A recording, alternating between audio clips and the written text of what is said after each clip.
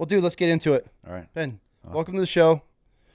I'm really excited for this one because as this world evolves with technology, games, apps, platforms, phones, everything, our children, I feel, are one of the biggest targets Yep. and easiest targets. And as our generation, we didn't grow up with it. We just been introduced to it. And we don't know everything like our kids are learning and being pulled into. So you are 30-year cybersecurity expert. Yep. And now you're trying to help parents or anybody in general learn in how to protect and just know what's going on in the dark side of things. And so I saw you on Matt Todd's On the Ranch podcast, and I knew immediately I've been praying for somebody like you to come across so I can invite on. So here you are. So I guess we just dive into it, man. Let's just who you are and what got you into all this. Yeah. No, thanks so much for having me. So, Yeah, absolutely. my name's Ben. I'm the family IT guy. So I have been in the computer business since 1995.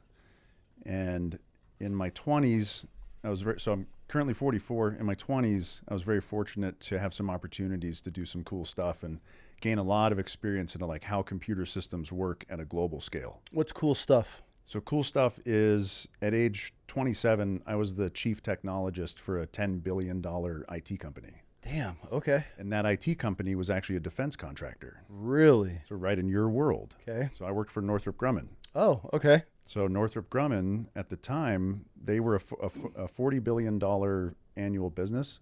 $10 billion of that was in IT. Damn. And Okay. so I was the most senior technologist for that group At 27. at 27. How did you get into that position at such a young age?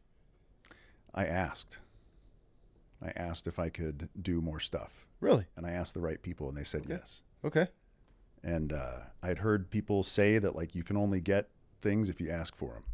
Absolutely. And so I started working at Northrop when I was 24, and I used to run the data center for the F-18 fighter jet program and the F-35 fighter jet and some of the drone programs. So we had these huge data centers, like it looked like it was out of the movies. Yeah. When I first started working there, it was so cool. Oh, I bet. Go into this password protected door that was inside of another password protected door, and you go up steps because it's got like a raised floor, and you walk into this room that's all noisy and freezing cold. I had to wear a big jacket. Really? Rows and rows and rows of servers and robotic arms moving backup tapes around. And they, as a kid, they gave me the opportunity to operate that data center. No kidding. Yeah. Damn, good for you. And it was awesome, man. I had some great teammates. And so in the process, so I was a very technical person, sort of like up until my mid-20s, I was purely technical. Okay. And then we had this gal that was part of the senior management team flew out from DC. I was in LA. Flew out from DC and gave a talk to like hundreds of us in this room. Mm-hmm. And I walked up to her at the end of the thing and was like, hey, I want to do bigger stuff. Like, what do you got? She was like, okay, well, we're looking for a strategist, like a technology strategist. You're like, I'm in. Like, I don't know what that means, but count me in. Really? Good for you. I know how computers work. I don't even know what the word strategy means, but I'll figure it out. Yeah. So then I moved to DC, moved to Virginia. And sort of long story short, my teammates liked me, my bosses liked me, and they put me into these programs to get mentorship. And I was like, I want to be a CTO. I want to be a chief technology officer. Okay. And so I ended up being the chief, what they called the chief technologist for the group a couple years later. Okay. And that allowed me to be, so the military and defense world, as you probably know, is like split into programs. Oh, yeah. It's like a million little pieces, some of which cooperate, some of which don't. And so Northrop Grumman is actually a conglomerate of like thousands of different businesses. And so I got to sit at a level above them all and go across all of them and be a consultant on whatever programs needed help. How cool was this? It was cool, man. I got to tour aircraft carriers and fighter jets and walk through submarines that were under construction and see like stealth jet boats that were being built for the SEALs. And everywhere we went all over the country, you know, me and my teammates would get a tour of whatever they were doing. Really? You know, and the place where they tested the rockets for the Apollo mission, you know, down in San Clemente, California, some like kind of unknown little facility down there. And And then they needed help on an NSA program, so they ended up getting me cleared for an NSA program. And then I would go in and consult with them on like how they should structure their computer systems. You got some clearances. I did. Yeah. Oh, yeah, they've expired now. Oh yeah. Oh, it sucks because that costs a lot. Yeah. That's a pretty intense thing to go through as well, especially probably for the level that you were. Yeah, it took years. Oh, years. And how deep they dig. Dude, it was actually totally off topic, but it's a fun story. Yeah. And why not? This is wild chaos, bro. Like we just Wild chaos. It's just wherever it goes. So when I was a kid, I was in, I think it was 6th grade, and I thought it was a good idea to steal a musical instrument from the music room at school. Okay. Me and my buddy were just like bad kids. Like not really, but like, Yeah, kids. You know, I didn't know what I was doing. You just go this way or that way, right? Got kicked out of school, got expelled, got like the police involved. Really? And luckily the police asked my parents like, hey, do you want to take him home or do you want us to take him? And so they said, okay, we'll take him home. Then they said, okay, you know what? Don't worry about it. Because you're taking him home, this is scratched. Just, please don't do that anymore. And the reason I bring it up is so that I'm going through my clearance process and the security officer goes, hey, it says here that you had a police record in 6th grade. I was like, how did you what? How did you find that? They said that wasn't even a thing. And that was in how old would I don't know, like 1990 or something, So anyways. That's hilarious. But luckily they were like, well, it's okay. We'll still give you a clearance, Even Dude, there's a crazy story. I have a buddy of mine. He, we all ran steroids in the Marine Corps, right? But nobody ever knew. We had like a mama son that was like aka my wife, that was ordering it for us all. He's a federal agent. He's going through a top secret clearance, and they straight up like, okay, so you were doing steroids during this time to this time, and we've never talked like in the Marine Corps. It's half my team was actually my whole team was on it, but yeah, nobody spoke of it. Yeah. And they straight, like, they knew. And I'm like, well, if they knew you did, I'm definitely on that list too. Yeah. But it's crazy because I've had a secret. I never went top secret, but I had a secret clearance. And I was working in Afghan. I was, doing a contracting over there. The levels that they peel. And they're asking old friends and exes. And you're just like, oh, God, like, what are they going to say? One of them probably told them. Oh, 100% at some point. It's crazy though, man. That's insane though. Just by asking some questions, and that's where I'm one of those people. I've always been like, in the military, they always don't ever volunteer for anything. Don't ever raise your hand. And I was always the guy for everything. I was the guy like, hey, we need 3. And don't get me wrong, probably 60 to 75% of the time it was shit. And you're like, but every now and then it was like, hey, we need you guys to like take this van, drive to 29 Palms. You're going to stay up there for 3 or 4 days. And we would just go on these working parties and just party our ass off. Yeah. Unsupervised. We're troops. And I'm like, I knew it'd pay off. Yeah. So I always volunteer for everything. And it opened so many doors. And it taught me like, man, if there's ever anybody, ask. And I'm always been one of those people like, I'll figure it out. I'll do it. I'll try it. And everybody like, no, don't say shit. And then it's opened up so many doors. So to be able to hear you just like, I don't know what it is, but I'll figure it out to get you to the level that it did.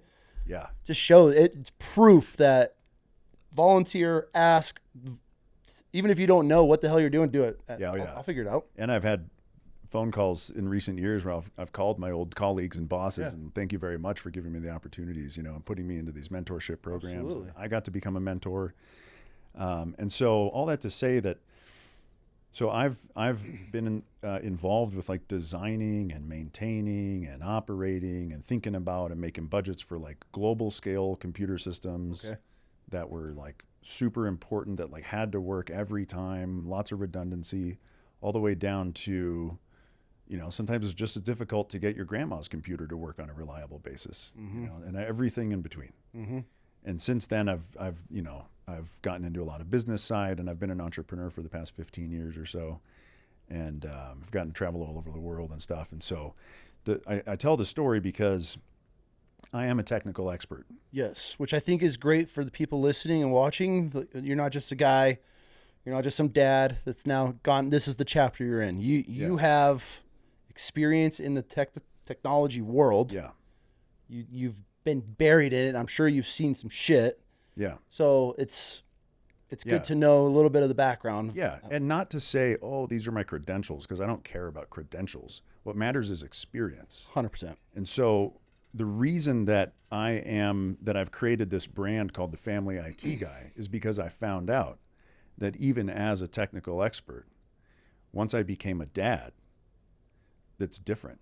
Okay, And how so? the mesh up is where I made some serious mistakes and where I learned the critical nature of the conversation we're going to have today about keeping kids safe on the internet. Okay. So I gave my kid an iPad How when he old? was 5. Now I put all the parental controls and all the things, but there was I went into it without realizing how blind I was. I knew at the time all the business incentives and technical incentives of all the companies involved in social media. Mm-hmm. My friends work at Facebook and Google and Microsoft and all these companies, and we've talked in depth about how do you guys make decisions? How do you guys function? How do you make money? What do you care about?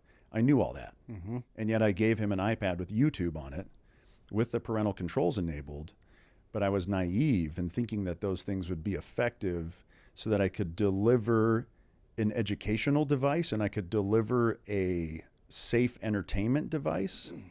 And that was not the case.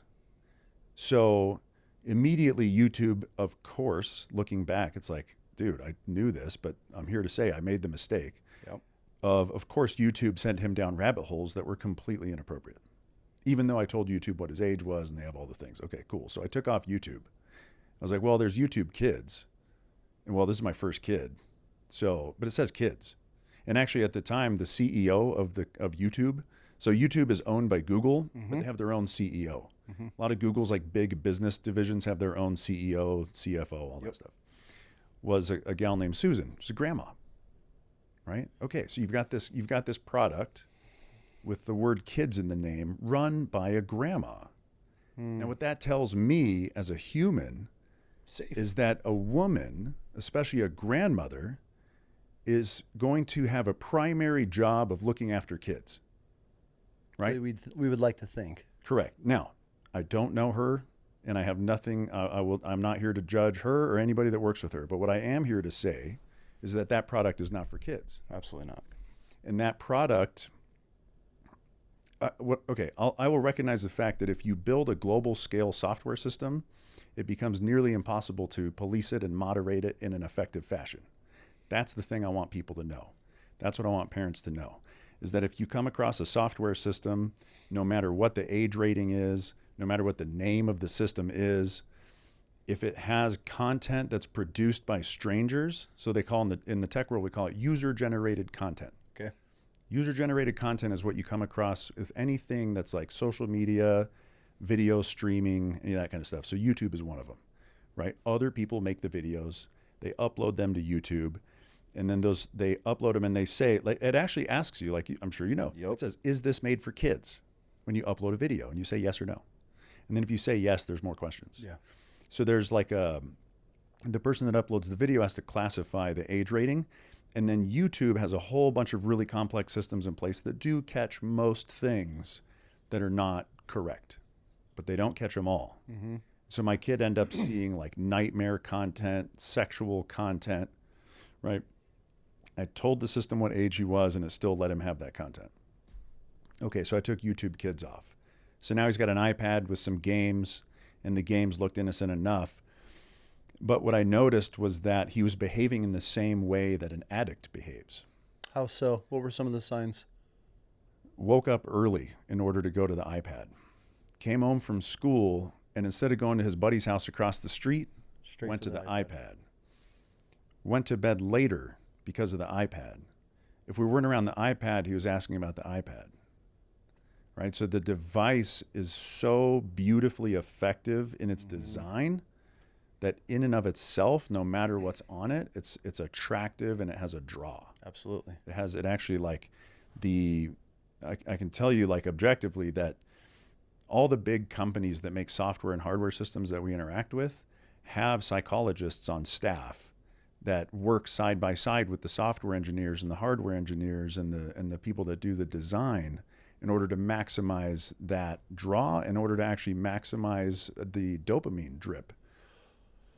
That's fascinating. That's always been something that I've thought about. If they have employees, so you're saying that these companies, YouTube, whoever it is that have these giant platforms, have paid hired staff, psychologists, on staff, just to tell them how to get us addicted to it more.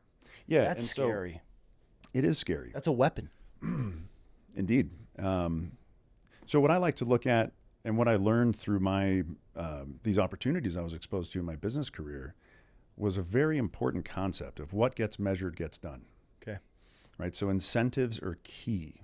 So one of the messages I want to share with parents today is that if you haven't already, consider what the incentives might be for the systems that you interact with and for the systems that your kids interact with.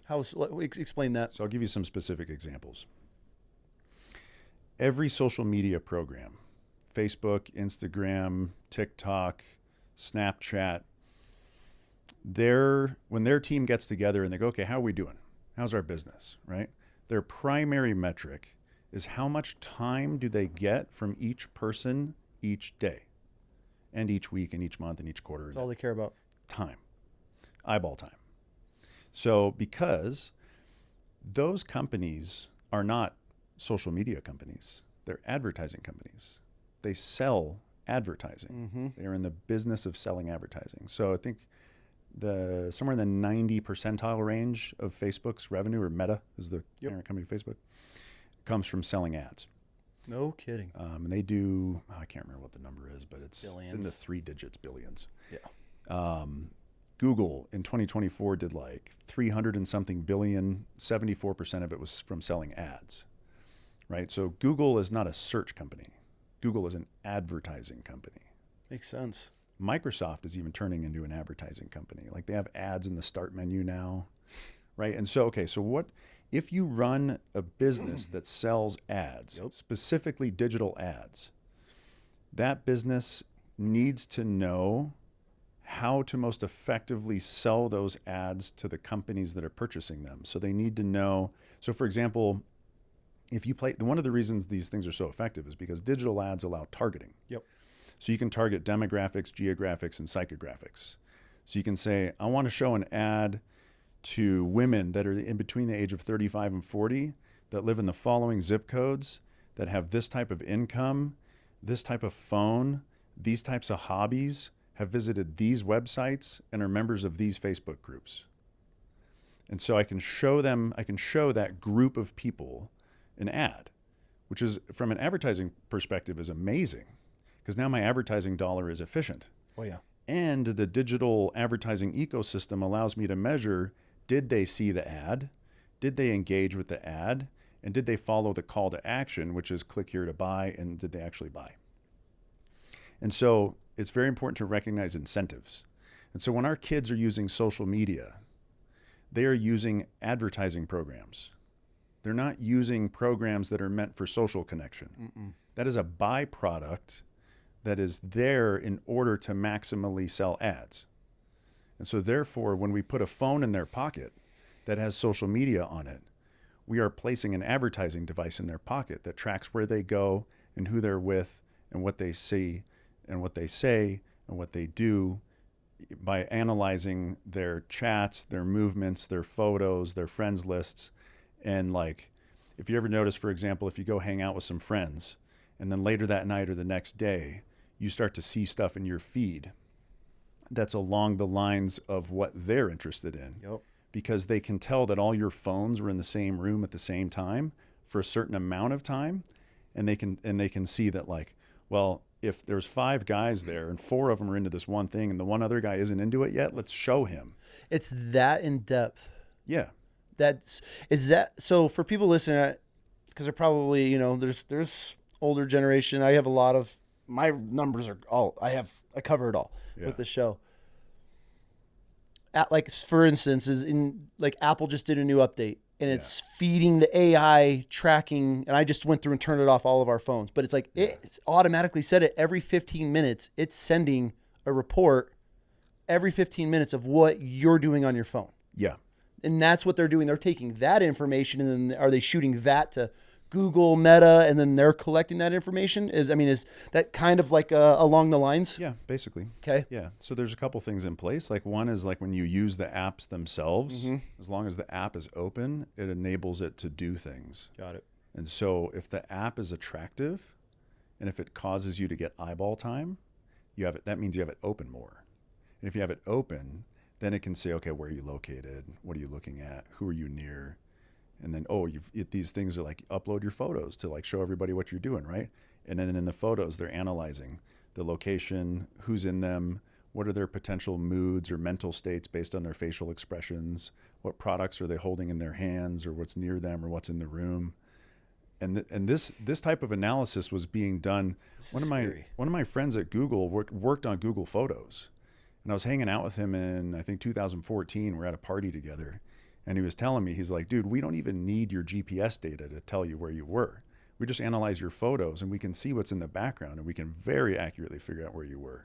That was 10 years ago, right? I just saw a guy talking about how there's a program now. He took a picture in a room, an empty room in a closet, and it geotagged, and it actually swapped. It found the house and everything because it was listed on a listing for sale at one point. Yeah. So the inside of your home, even if somebody's bought your home in the past and the listing agent is put photos inside, it's on the internet. Yeah. And I don't think it's like available to the public type of app, but he's one of those guys that can dig. Yeah. And he went into a room and he took a picture of an empty room with a closet, and it popped right up and it showed him exactly where he was because of a listing from years prior. Absolutely. That very, is so scary. Very, like, that's the ability, and that's exactly it. The ability to correlate data, right? An image is a grouping of data. Yep. And the ability to correlate that data to other things and to actually, like, I mean, that's like in the military and intelligence world, like that's the whole game. Mm-hmm. I'm sure like right now what's going on in California and all these people, and they're taking all these photos. They're tracking everybody. Yes. Everybody's going to get caught. I mean, they're rioting in front of a federal building. A federal building is a giant sensor package. So you have one tattoo that shows under a sleeve, like they got you. Or they can scan your retinas from hundreds of feet away and identify you just as well as they can with your fingerprint. Oh my God. So, people think they're going to wear a mask, but their eyeballs are showing. Well, it's not very effective. No. So, we'll get off topic there. We can dig in that later. So I found out, got a kid. I screw up. I give my kid these are drugs. Mm-hmm. These are drugs that are designed to maximize exposure. They're there to get his attention and to get his time. With that statement, so you have to accept giving your child drugs at a young age. Yes. It's essentially the same thing, correct? It is chemically and objectively true statement. So if you're giving your kid an iPad with YouTube or anything, you might as well be giving him a narcotic. It has the same dopamine drops. Yeah. Obviously, they're not going to overdose, but they can, and they do. That's scary. Okay. Yeah, no, there's like clinics that are dedicated to this now for kids that are recovering. We have recovering like iPad kids? Yeah.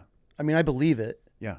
No, I just got a text from a friend of mine here in town that one of her kids' schoolmates just got sent off to one of those recovery centers because he stopped eating, he stopped going to school, he stopped sleeping, he got sick. He was just like literally sick. And it's very sad. And it's not the kid's fault. It's not the parents' fault. This is by design, right? Here's the deal. Up until 2007, if you're a human being and you produce a child, your genetic code has some understanding of what to do to keep that kid alive. Mm-hmm. And apparently we're pretty good at it because there's 8 billion of us. None of us get an instruction manual. In 2007, the iPhone got introduced. And I'm singling it on the iPhone as an example. Within 3 to 5 years after the iPhone got introduced, you had, of course, every year is a new iPhone, right? Yep. So then, okay, cool, the iPhone 3 and 4 and 5. And then the parents go like, well, like Verizon's going to give me the new one for free. And then I got my old one and like, here you go. I'll give it to my kid. And then now they got a phone and they got music and they got maps and I can call them if there's an emergency and like, oh, right on. Okay, cool. I'll give it to them. So then we start putting these surveillance devices and these advertising tracking devices into their pockets. And we didn't know at the time, the collective as parents didn't know at the time what that meant even for us as adults, let alone for the kids. And we're still here trying to figure that out. It's still, generally speaking, on a global scale, there's a general unawareness, a general lack of awareness as to like what that means. But we'll talk about that today. And so in 2007, being a human parent changed. Now you have to be a technical expert. Yeah. Which And none of us are. None of us are. Right? So that's why I'm here. Mm-hmm. This is my mission. Mm-hmm. That's why I'm sitting in this chair right now. Mm-hmm. So I am here to help with that. And we need a lot more people like me, but it's a difficult thing to crack.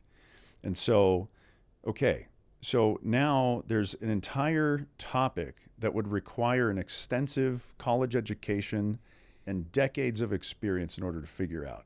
So stop all your parenting and go do that, right? Just to try to help your kid. Yeah. Save your kid.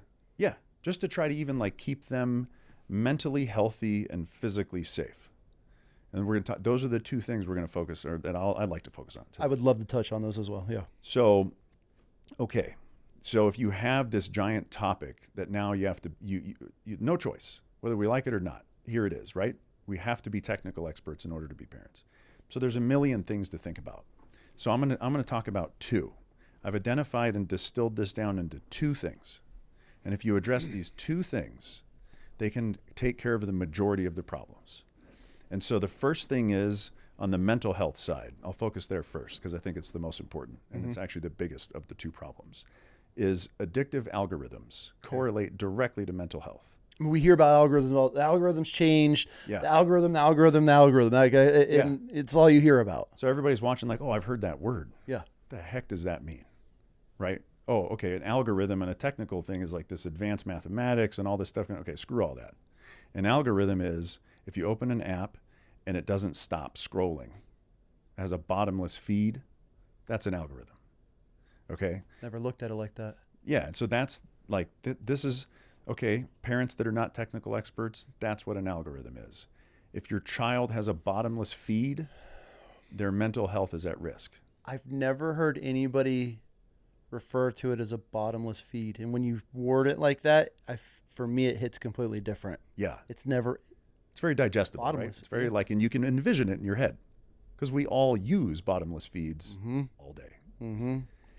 So that's the mental health side. And the reason that that's important to focus on is because I have some anecdotes and I have some data. The anecdotes are that anxiety and depression are off the scale problems for children. It's so bad. For young single-digit age children have severe anxiety and depression problems according to statistics. But I think about this stuff and I'm in the business of data, right? Generally speaking. And just my brain likes data. I like numbers, that's why I do what I do. So I'm like, okay. I like good data. Anxiety and depression statistics are not good data because they require them being reported. They require them being measured in a consistent way. And that's just not how that's done. Okay. So what is reported on in a consistent way, and actually what is fantastic data, is suicides. Oh. So when you die, you get a certificate. Okay. And the government and all the world's governments are pretty good at putting files in file cabinets and issuing certificates. So you get a serial number when you're born, you get a certificate for being alive, and then you get another certificate when you die. That means that your serial number's expired and you no longer get benefits. And all that stuff is put into filing cabinets and put into databases now. And the CDC and the World Health Organization both keep track of those things. And they actually have public databases that you can peruse. And so I was preparing for a lecture last year. I was going to give a local lecture here in town near the Boise area on this topic. And I'm like, okay, anxiety and depression, not good data. Let me go find some data. Oh, cool. They've got these public databases. Let me go check them out. I stumbled across some very interesting information. So you can get death certificate data all the way back to 1951 and all the way up to 2021. Okay. Or as of last year anyways. And so I said, okay, show me for the U.S., because you can actually get global data, but show me for the U.S., what are the changes over time for suicide rates across different age groups and across each gender. And what I found was that in 1951, young people under the age of 25, the percentage of deaths that were self-inflicted was generally 1%. Okay. In the 80s and 90s, for those age groups, the little bit of variation was roughly 5%. Huge increase. That's a 5x increase in like 40 years, right? Okay. Between 2010 and 2012, 3 of the age groups that were identified in the database, they break them into 5-year groupings, 10 to 14, 15 to 19, and 20 to 24. Those 3 age groups, if you plot a chart, the y-axis on the vertical and the x-axis on the horizontal, the y-axis is the percentage and the x-axis is time. The chart, we hit 2010, 2012, it starts to go like this. And it went from 5% to 20% in 10 years. Really? So 2007 was the introduction of phones. 2007 was the introduction of the iPhone. Right around there was when Facebook came out, but only on desktop computers, not on the phones. Okay. In the early 20-teens, I think it might have been 2012, is when Facebook came out on the phone. That's about right around when Instagram came out. So I did on this chart, and I'll send you a copy of the thing. I would love to see this. And it's on my website. If you go to familyitguy.com and you go to, what's the article on there? I have an article on my website. I can't remember the title off the top of my head right now, but we'll I have this chart. Yeah, we'll link it. Yeah. And so I plot on the chart the logos of all the companies that introduced addictive products during those times. Oh. Now, okay, so like a scientist will say, well, correlation is not causation. Okay. Fine. Give them that. There's some strong correlations, however you want to call it, that indicate a direct correlation in time between the release of some of these products and the graph goes bump, bump, bump, like TikTok in 2016, another bump, to where we go from 1 in 20 deaths for young people all the way down to age 10. 1 in 20 deaths were self-inflicted to 1 in 5. That's a 400% increase in 10 years. So 1 out of 5 kids is killing themselves. So that's 1 out of 5 deaths. Okay, 1 out of 5 deaths is self-inflicted. So that would be 20 out of 100. Yeah. So out of 100 deaths, 20 of them are self-inflicted. Yes. All the way down to age 10. And these are the ones that are being reported. These are accurately reported. These are relatively accurately reported because it's on the death certificate. Okay. So the death certificate, there's a code that gets applied to indicate the cause of death. Okay. And there's actually like a primary and secondary code, but a primary code is self-inflicted, and then they have secondary codes as to like overdose. It's kind of crazy, man. Like it's dark stuff, like hanging. They have the different methods. And so I just looked at the bigger group, the primary group. So out of 100 deaths, it's safe to say, 20 of them are self-inflicted, and this is between the ages of 10 and 24. That's insane. It is. It's very, very bad. I'm one of these people, if there's a spike, there's an agenda. Something's being pushed. Because of a natural curve, you see a natural growth. Yeah. And and not to get off topic, but my only example is you see the trans spike. Mm-hmm. That's an agenda to me. Yeah. It's not it's happened for thousands. It goes back to the Roman age. But sure. Now all of a sudden, in the last 8 years, 10 years, there's this giant spike. There's something driving that. Something going on. There's something happening. Now we're seeing this huge spike in these younger generations. Deaths are self-inflicted. So clearly something's happening. Something's happening. And I feel comfortable saying that thing is social media. That is terrifying. And the thing in social media that's problematic by design is the addictive nature of the algorithms that drive the systems in order to maximize time. So we started off talking about what gets measured gets done. What are the incentives of these programs? They are to maximize time. What is your primary currency as a human? Time. Are you giving it to something on purpose, intentionally, that's valuable to you? Or is it being taken?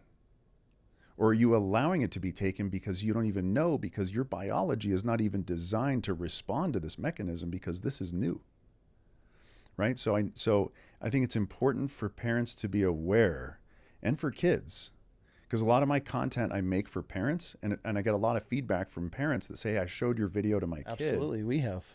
Dude, awesome. And like kids, with every day that goes by, I find out that I underestimate kids, how smart they are, Always. and how capable and competent and understanding. They're always listening and watching. Yeah. And so I want parents and kids to know what the situation is. Mm-hmm. This is the situation. If you, as a human being, are exposed to an addictive algorithm, it will be effective, and it will take your time and take your attention, and it will take your mental health. And that is borne out in the statistics. Not to stay on topic for a little bit longer, the suicide. It's so scary to me. Yeah. I have a teenage daughter. She has a private account which I have full access to.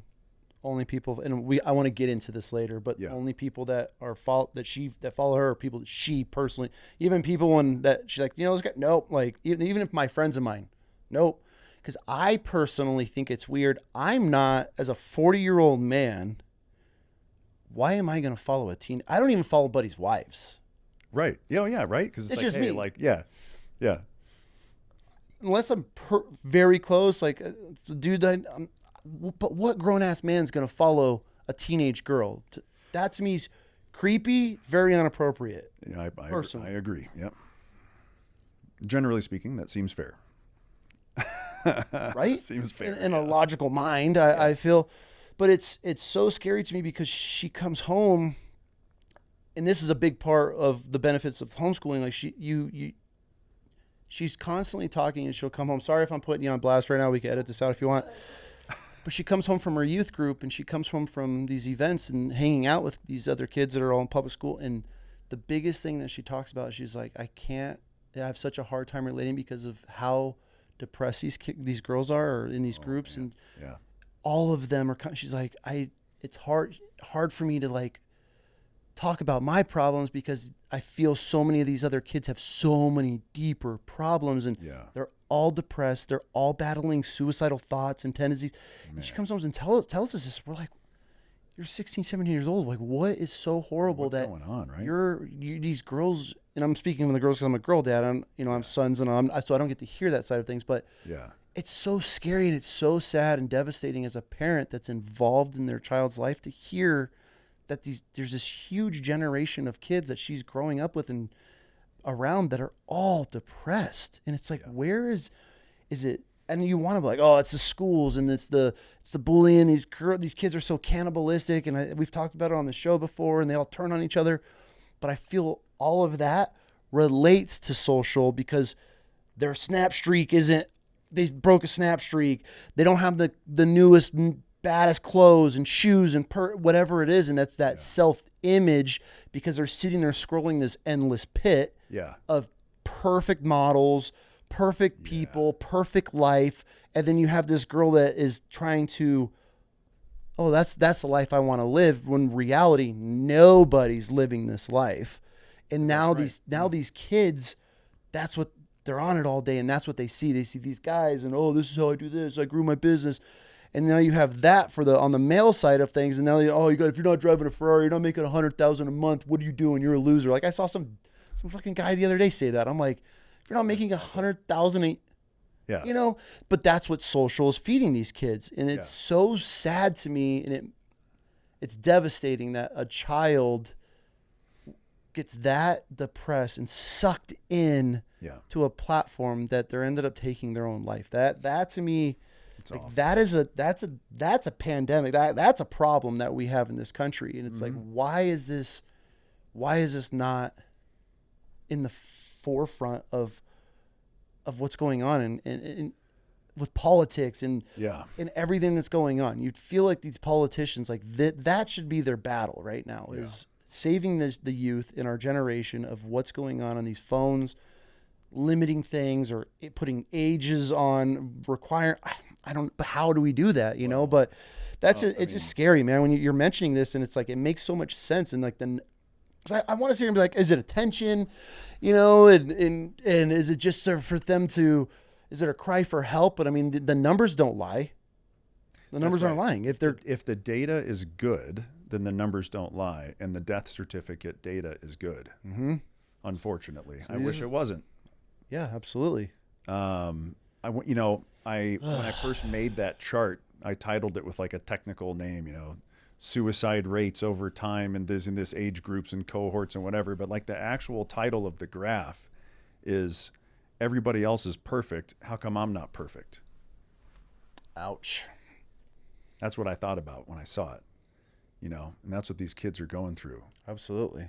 And so I think so my perspective on parenting, and I'm a security guy, so I have my own perspective. For sure. But I look at it as follows.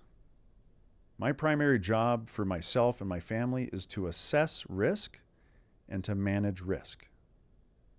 What is the risk? Where is it? How does it occur? What do I need to know so that I have situational awareness and so that I have tools in place with which to manage the risk? Mm-hmm. And so that I can expose my kid to the risk on purpose and not on accident, so that he can learn and grow. Absolutely. In a very intentional and strategic way. Turn that into a lesson. Yeah. So it's educational. Yeah. And it's awesome you say that.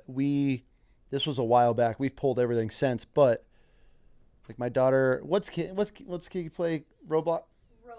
Roblox, which I want you to dig into that. Yeah.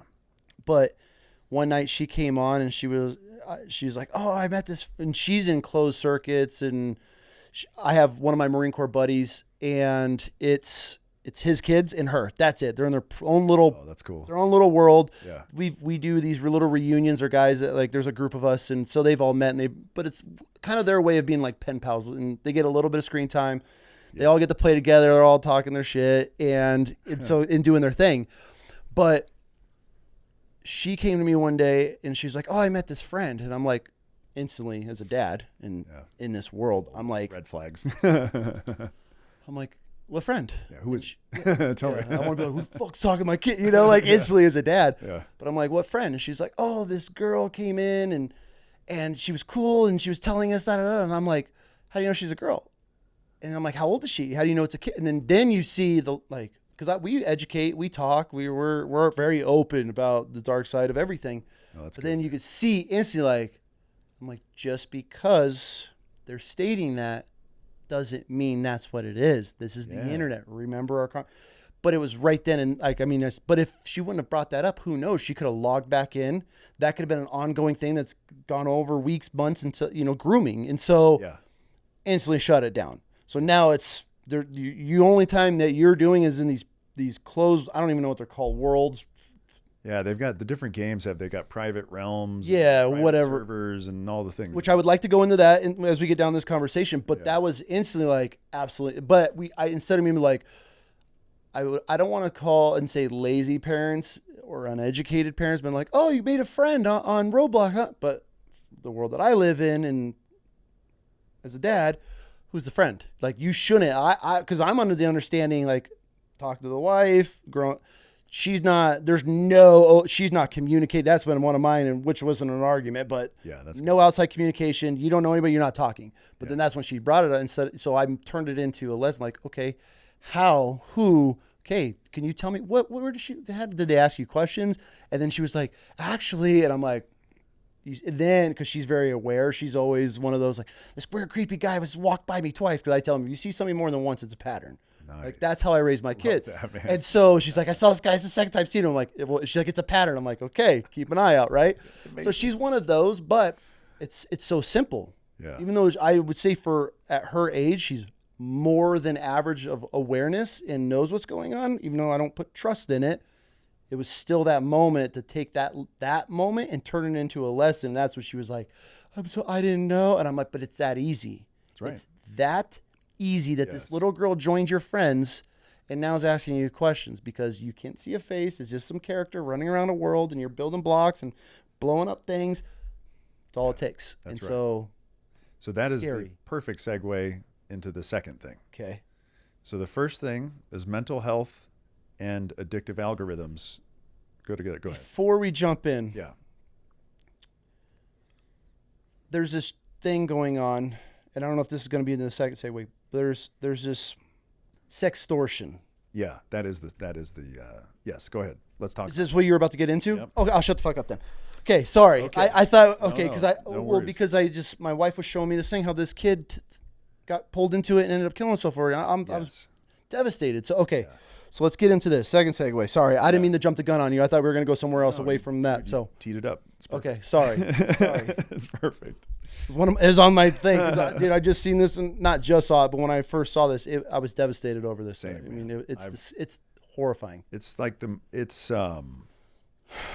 it's the only time I've found myself like crying at my desk 100%. is reading about this stuff 100%. and researching this stuff so that I can help other people know about it. It is so sad. And so if you cover off mental health and you say, okay, if I expose my kid to an addictive algorithm that is a drug and it is not of any of their conscious choice but to fall victim to that drug. Mm-hmm. And that drug, you can identify it by seeing if it has a bottomless feed. Okay. So, sextortion. Physical health is the second thing. So if we're going to distill all the complexity into two things. Physical health, the primary thing that affects physical health on the internet is online chat. Okay. Which is exactly what you were just talking about. And exactly what you just say. It was your daughter that was, you just saved your daughter from that interaction. Ugh. So, Ugh, that gives me chills. and in the most beautiful way. Mm-hmm. Because the risk occurred, the risk was managed, and it was learned from, and removed. and removed Immediately. And it's the most effective education. Mm-hmm. And you said the most important thing is you guys talk about it. Mm-hmm. So, okay, so let's go through this. So there's 8 billion people in the world. 6 billion of them are on the internet. 5 billion of them are on social media. My hypothesis is that there is a sickness in humanity that is growing. Evil. Yes. However that is and what it is, I think that the further away we get from nature, I think our biological entities and the scale at which we exist and the density at which we exist are manifesting a disease. And I think that it is furthered by and perhaps caused by a disconnect from nature. And so, how often do we stand on the real ground? How often are we exposed to real light? How often are we exposed to our tribe? How often are we exposed to people directly, eyeball to eyeball, like this, as opposed to through a device that represents a tribe or represents a social connection or represents a human connection and can only physically do so partially? So there's this huge scale of people out there that are connected to these systems and that we are now interconnected. Mm-hmm. We are tribal beings, right? Like we come from tribes. We operate best in small groups, as far as I can tell. There's a bunch of business philosophy and all kinds of stuff on this. There's even companies that are structured around being small groups. Because if you exceed something like, some people say like 120 people, stuff starts to break down. Because then you don't know that guy's name and you don't know who his kids are. Makes sense. And her name and her kids. And you say, hey, Sally, how's it going? And the guy in engineering doesn't know the gal in accounting, doesn't know the person in manufacturing, right? So same thing socially. And so we're now, not only do we have more than 120, we've got 5 billion if you connect to social media. If you play, let's take like you mentioned Roblox. 68 million people a day play that game. Holy cow. 68 million people a day. The game is you could say, and in this context, it's kind of ironic, it's a social game. Mm-hmm. It has online chat. And what you just described that was potentially happening with your daughter happens all the time. Every day. There is an enormous amount of sickness, and people hunt children on the internet because it removes accountability, it removes identity, it removes connection, it removes humanity, and it allows for the worst forms of evil to take place. And it takes place at such a sickening scale that I don't even know how to process it in my brain. And so, for example, Snapchat. Snapchat has internal reports that as of, was it 2024? 1 or 2 years ago, they had internal reports of 10,000 sextortion cases per month just on Snapchat. That's reported. Reported. How many? I would probably say that percentage aren't being reported. I mean, most, I guess. Kids are embarrassed, hide, you get caught up. Yeah, and it's a kid. Like, kids don't know, like, what does reporting mean to a kid, right? Like, a thing happens, they get embarrassed, they get ashamed, they get Delete hurt, it, they get they whatever. move on, whatever. And it goes on, and, but like, so report, and then and their internal report actually specifically said that actually the real number is likely much more. That's just on Snapchat. 10,000 a month. 10,000 a month. The National Center for Missing and Exploited Children gets on average 800 reports a week of sextortion. They have like a hotline that you can call. So again, that's reports that are just calling a single hotline. The FBI says that sextortion is like the fastest growing crime against children.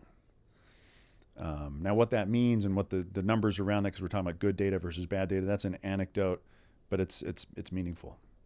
The simple fact of the matter is that there's two forms of evil that I see on this.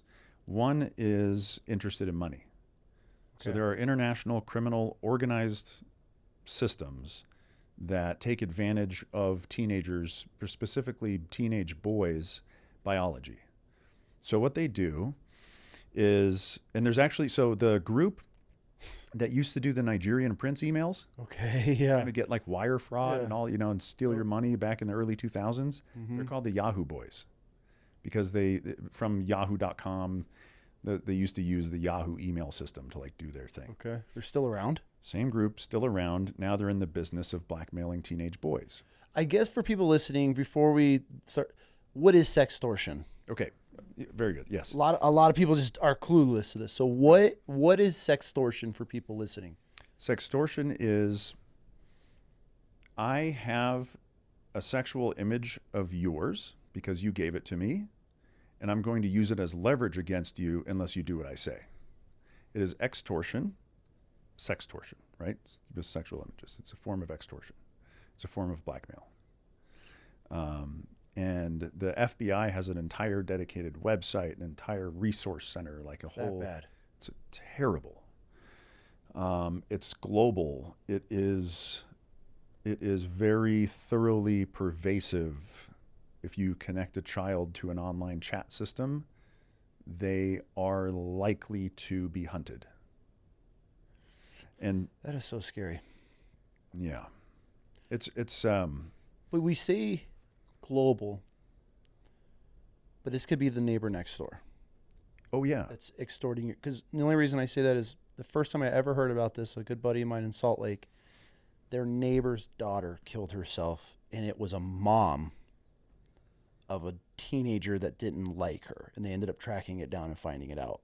And she ended up acting like a boy, got the girl to send pictures, and then threatened to like email them to all the students in the school, and it was a fellow classmate's mom. boy. That's the first time I ever heard it, and it mortified me that this was a thing, and then now it's like growing. So when you say globally, yes, but I don't want parents to think like, oh, if I keep my kids away from the Yahoo Boys, it's not going to happen. It could be the neighbor down the street that finds your kid's Instagram. Yeah, That easy. and that is commonly the case. Really? Every city has cases of this. Really? Every city, every small town, every big town, every neighborhood. I have goosebumps, man. I'm so glad we're having this conversation. This is the shit that parents need to hear. It's very important. I think it's important to recognize what it means to make trade-offs. Okay. Will you trade the convenience and the entertainment and the low friction method of being on these systems in exchange for the potential of these real risks? And so you have the money form, and then you have the truly evil, like sexual form. So Tim Tebow was just on the Sean Ryan podcast, and he was talking about the sexual form and indicating that, so he's working with some organization now that's trying to bring awareness to the pervasiveness of child sexual abuse material. And that he said there's over 100,000 unique IP addresses that have been caught up in the United States alone of producing, not just distributing, producing child sexual abuse material. And that the primary producers are biological fathers. Saw that. That stood out to me. The biggest producer of that is biological fathers. That stood out to me. That's why I kind of started this little piece off here talking about the sickness. Yeah, absolutely. Oh, 100%. Something wrong, man. 100%. Something wrong. 100%. This is not what we're supposed to do. Mm-mm. I mean, now granted, Especially as fathers. that's what I think. Maybe I'm wrong. That's not what I'm supposed to do. Definitely not wrong. That's not in me. My biology, my genetics, I'm involved here to protect children. Mm-hmm. I'm involved to help children grow. I'm here to make sure that my child and every child that I come into contact with has the best opportunity at happiness and safety. That should be everybody's. I agree. Mm-hmm. And that is not the case. That is why I trust nobody. Yeah. I have dudes that I have deployed with. They will help me bury a body right now. Yeah. I trust one, and my wife is the same. Yeah. She trusts 2 men in this world with my kids, me and my father. That's it. Yeah. Yeah. I think I think that's the way, man. Because the risk is real. It's not paranoia. It's not a conspiracy.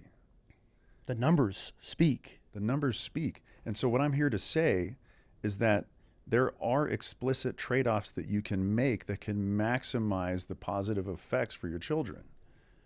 God, it is so important for us as parents to sit your children down and let them know once you send a picture, it's not coming back. That's right. What have I told you from day one when you got a phone? I have beat it into her through text. Always text that the world's going to see it. That's going to be put on the news. Yeah. You know, I don't follow that. I'll tell some motherfuckers off, but I'll reap my my decisions later. Send every text as if it's going to get posted on the news, and when you send a picture, it doesn't come back. Mm-hmm. Have a digital footprint. Mm-hmm. Mm-hmm. It is so scary, and I feel that there's not enough parents teaching this. Yeah. And all it takes is this your teenage son to get hit up by some beautiful young other teenage girl. Yeah. And they start a chat, and she's in the school district next That's exactly next it. over. Yeah. Is that a big? That is the financial blackmail that occurs, is just as you described. And send me a picture. They get something. Boom. Hey, I'm a grown ass dude. This is what I want now. Yeah. And then these kids are too embarrassed to go to their parents. Yeah. And end up taking their life. Yeah. About one a month is committing suicide because of this. Oh my goodness. According to the FBI, it's one a month That we know of, that they're finding this out. that we know of. So like, I've had some pretty heavy conversations with some people. Recently, I talked to a dad whose son committed suicide because of this, and he said that they didn't even find out why for 8 weeks. How'd they end up finding out? They go through his phone? Somehow, somebody went through his phone and found out what, and like, oh, that's what happened. Oh, and all it Good would have. kid, church, school, good grades, good relationship with his family. Went to bed that night. Was contacted by somebody while he was in his room on his phone. 2 hours later, he was dead. That's horrible. Yeah. And they can't even track these people. I mean, probably most of the time, are they even finding out who does it? No. These people are just getting away with Yeah. murdering children over Yeah. extortion. And the text message threads show that they don't even care. The kids are literally telling them, like Jordan DeMay is a name that you guys should look up. Okay. Everybody watching should look up. The kid from Michigan killed himself, and his mom spoke in public and said, like, I never even heard of sextortion. Didn't even know what it was. I'm sure there is a majority of people listening to this that have no idea. Kid probably didn't hear about it either. Jordan probably didn't. Who's sitting down and teaching teenagers about sextortion? That's right. When you give your kid a phone, here you go, buddy. Right. Call me when you're done with your game. I'll come pick you up. Yeah. Yeah. So this, if you'd like, we can segue into the part about what do you do. Yes, absolutely. Okay. So we've covered the problems. So let's talk about the solutions. Okay.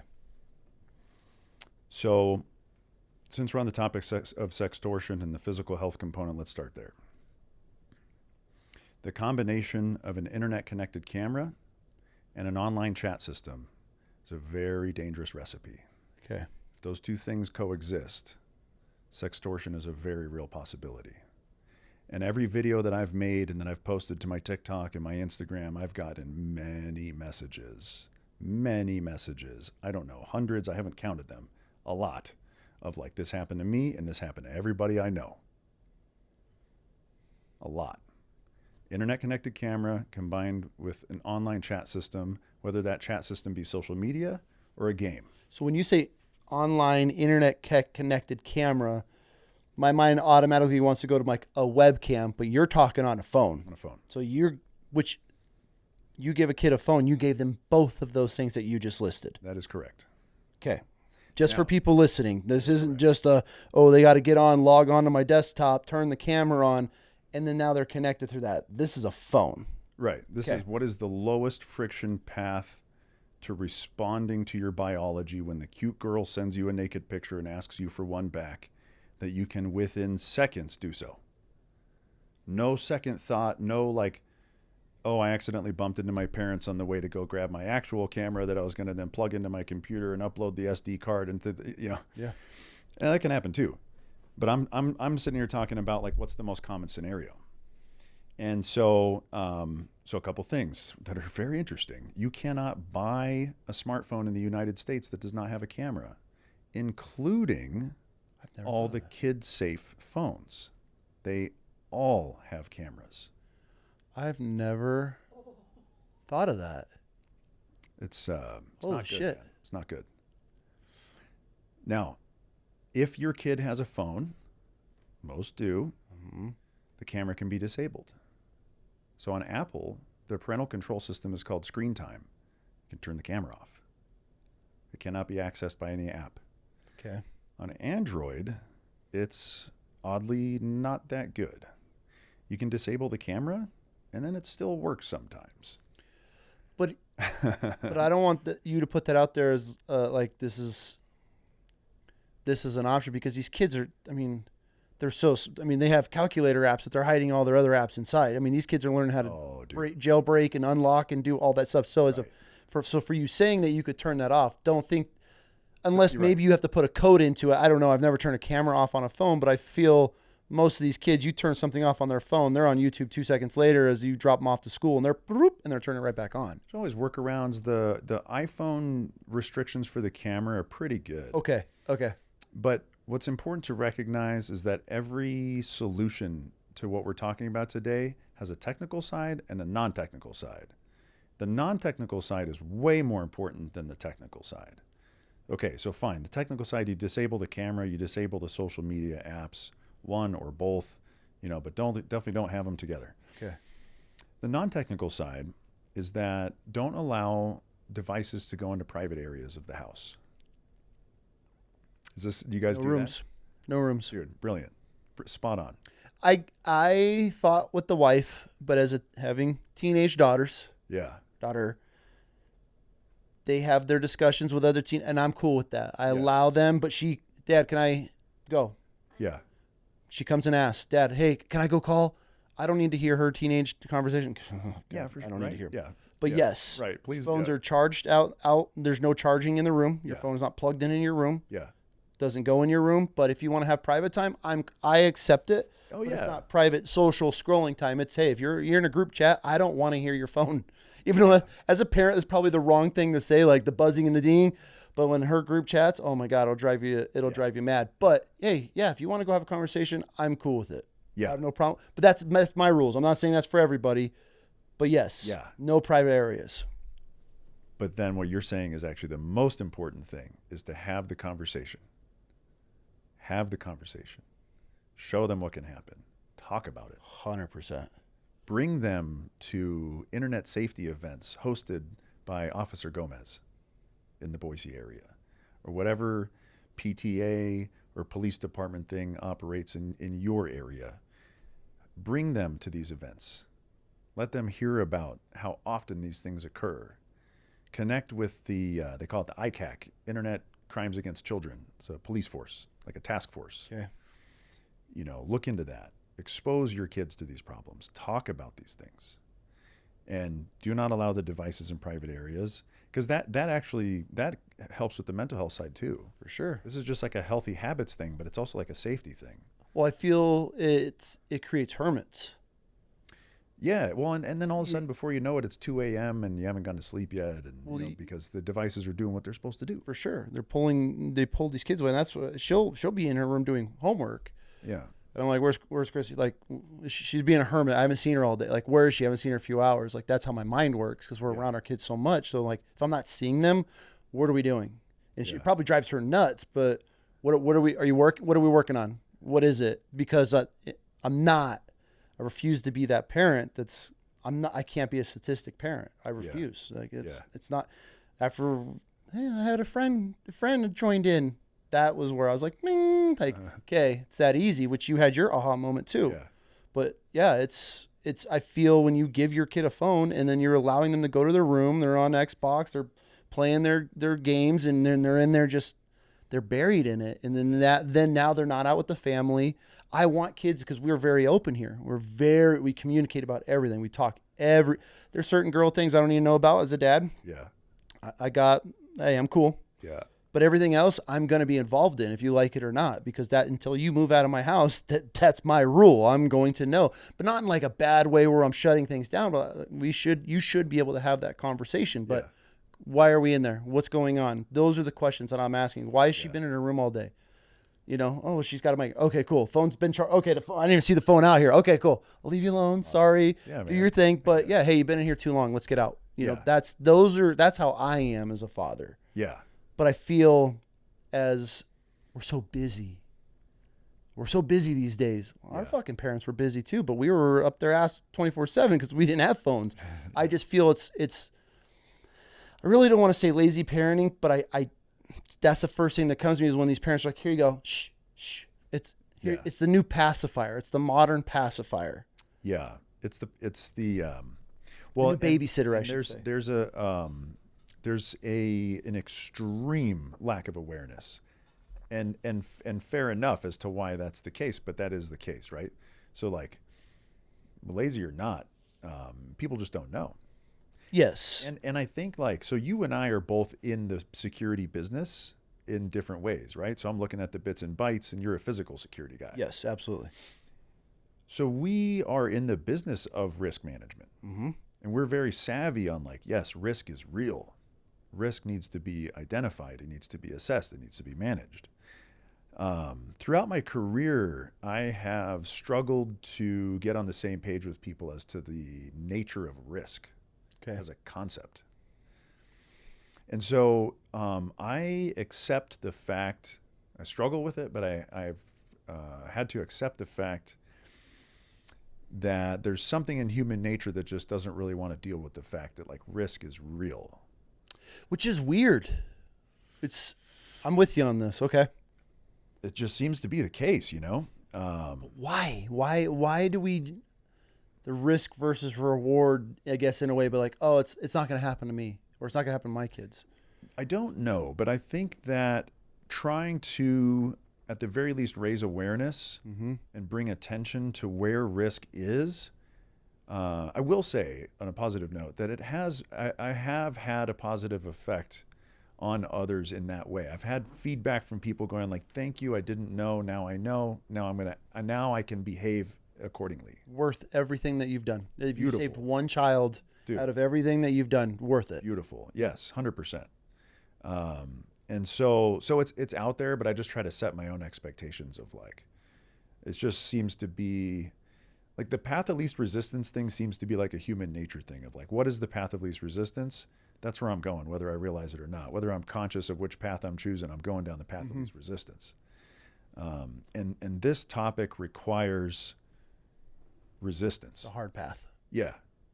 This topic requires saying, I'm not here to be normal. I'm not here to do what everybody else is doing. Absolutely not. I'm not here to do a thing that when my kid goes, but like every single one of my friends has an iPhone. I'm the only one that doesn't have an iPhone. All of my friends are on Snapchat. All of my friends are on Instagram. The football practice is coordinated on Facebook or on freaking Snapchat. Even like the school events and the Boy Scouts and all the things are like coordinated on social media because people don't necessarily know as to like what that really means. And then I'm the only one that's not on there. I'm like, that's not a reason to be on there, and it's still a real risk. And that just means that those people are not fortunate enough to know. But I'm not here to be normal. You know, I don't like normal. Sorry. Normal is in the middle of the bell curve. Yep. I want to be on the right side of the bell curve. Yep. I want to have the maximum potential for positive opportunity for me and my kid and my wife. I love the statement that, well, everybody else had phone. All their other kids have phones, so we got our kid a phone. My kids, well, everybody's got phones. Okay. Yeah. I don't give what? I don't give a fuck. What value comes of that? You're 10 years old. What do you need a phone for? I didn't have a phone until I joined the Marine Corps, got my first paycheck, went to Verizon and bought a flip phone. That's when I got my first phone. Yeah. Like you mean to tell me you're 13 years old and you need an iPhone 16? Get it? Yeah. I don't care. There's no. I don't care who sits in front of me and tries to justify that your child needs to be exposed to the internet. And I think it was off the Sean Ryan show or one of the shows, but it hit where somebody stated this at one point. I'll probably screw this up, but it said, "What used to take a sailor a lifetime to experience takes a 10-year-old a week." Oh man, yeah, right. That's right. Yeah. And that's not good, man. I mean, obviously, but like. But if you think about that, and if you really process that, what used to take a sailor a lifetime to experience is taking a child a week, because you're giving them this. You're giving them the internet. You're not giving your kid the internet. You're giving the internet to your kid. You're exposing them to everything. Yeah. And I feel if more parents just rethought of, oh, hey, everybody else is on. Oh, Snapchat? Yeah, go ahead. Yeah. Hey, honey, I'll let you have Snapchat so we could do the filters. The faces are fun. We'll send them to each other. Yeah. Yeah. Well, and so here's another really important thing that I think about parenting, which is I think behavior modeling is like a key component of parenting, right? Like however we behave, our kids naturally will see that. Like, oh, absolutely. That's how I should behave. Absolutely. And so how do we behave with our technology, right? This is not just a kid problem. Okay. As parents, this is, I don't mean this in like a judgmental way, but I'll just say, generally speaking, it's a parenting problem. How do we behave as parents? What behavior do we model? What habits do we show? So for example, I would like to encourage everybody to go and use the screen time feature on your phone and see how much time do you spend every day on which apps. So that way you can become conscious of it and you go, okay, cool. So if I'm doing that, and with all like empathy and acceptance to the fact that it's normal to have 4 to 6 hours a day of screen time. That's normal. Mm-hmm. Okay, so I'm not here to criticize. I'm here to say that that is normal and that is currently, it is okay. Whatever your current situation is, that is okay. And if the situation is not the way you want it to be, it's beautiful, because it's an opportunity for positive change. Absolutely. And then when you make a positive change and you share that change and you experience that change with your kids and you show them vulnerability and you show them that failure is actually a very wonderful thing because it enables positive change. Mm-hmm. People are very afraid of change. That is human nature. I've learned that in systems design. One of the first things I was taught was that humans do not like change. Absolutely. You get comfortable. Right. And so what a wonderful thing to teach a kid is how to make positive change. Mm-hmm. And say, hey, son, I would like to show you something. Check this out. I just found out that I spend 4 hours a day on my phone and 2.5 hours of it is on Instagram. And I get no value out of that. That's time that has been taken from me, which means that's time that's been taken from you. I needed to hear this. And so now what I'm going to do is I'm going to go into my phone and I'm going to put on the limit. If I'm at 2.5 hours on Instagram, let me make a bite-sized change so I can recognize that my own biological tendencies will be afraid of making a huge one. Mm-hmm. Let me drop the limit down to 2 hours. So then tomorrow when I'm using it and the thing goes up, hey, it's been 2 hours. Oh, right on. Okay, cool. All right, let me close that. And then 2 weeks later, drop it down to 1.5. 2 weeks later, drop it down to 1. Eventually get rid of it. And find out the fact that you are missing nothing. Absolutely nothing. And that you have gained everything. Say that again. Say that for the people in the back. So I removed social media from my life, and I have missed nothing. And I have gained my time and my attention, which now that I'm a family man, that time and attention gets to go to the people in my house, not to the people in San Francisco or New York or Beijing or anywhere else that I've never met that are there to take from me. I took my time back, and now I get to intentionally do with it as I please. And that is there for us. It is okay and it is normal that we all have fallen victim to these machines. 100%. Because they are very good at taking advantage of us. But the same machines have counters on them that show us how much they're taking. Which I'm surprised they did that. Right? It's very interesting. Mm-hmm. I'll give a lot of credit actually to Apple, because Apple is one of the very few companies in the technology space that is a product company. They're not an advertising company. And they've actually done things that have damaged the advertising industry in huge ways, which is very good. Really? How so? iOS 14. So currently we're on iOS 18. So 4 years ago on iOS 14, Apple made a little tiny invisible technical change behind the scenes on the iPhone that breaks the ability for the advertising tracking functions to work. And they legit put the hurt on Facebook. Really? They damaged their revenue that same year. Tanked. And so I give a lot of credit to Apple. Interesting. I thought Apple was one of like the main sources or the hub of all of this. They make addictive devices. Mm-hmm. They make devices that are so wonderfully designed that the youngest of children can pick them up and immediately know how to use them. Fascinating. From a technical perspective, they're the best. Yeah. They are a product company.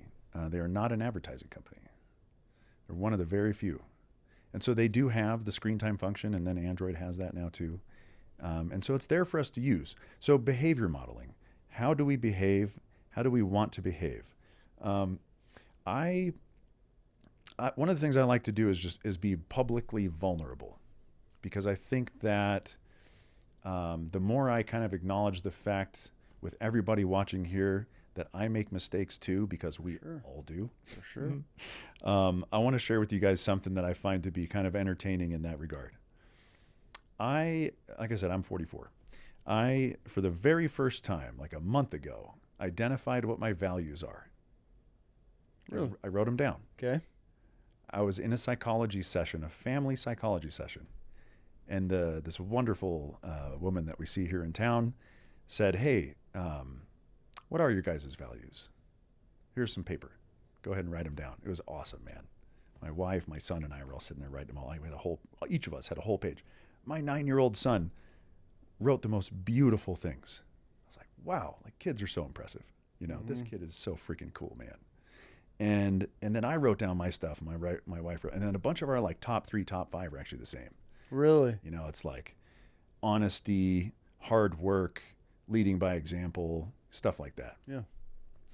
And what that exercise showed me was that it was just crystal clear that like the things on that paper do not match the values expressed by the systems that exist on my phone or on my computer, or the values that the politicians that operate our governments express.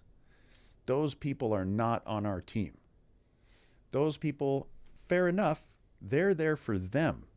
I'm here for me, and I'm here for my family. They're there for them. That's okay. But it allowed me to identify that on paper and to compare that against the things that I'm exposed to and the things that I expose my child to. And so I just throw it out there. It's like, try it out. Sit down with your family, take a blank piece of paper, And each of you on your own, so you don't bias each other's things, without looking or whatever, just write down your own. See what your kids write down, see what you write down. I like that. And then compare it to the things that you interact with. Yeah. And it's really beautiful and really valuable. So I got to do it at the first time at age 44, thanks to this wonderful therapist lady here in town. Interesting. So I just want to focus on how are we as leaders, as parents? Yeah. How do we lead? What do we show? Yep. I think that's where it starts, actually. Yes. Yeah. Yes.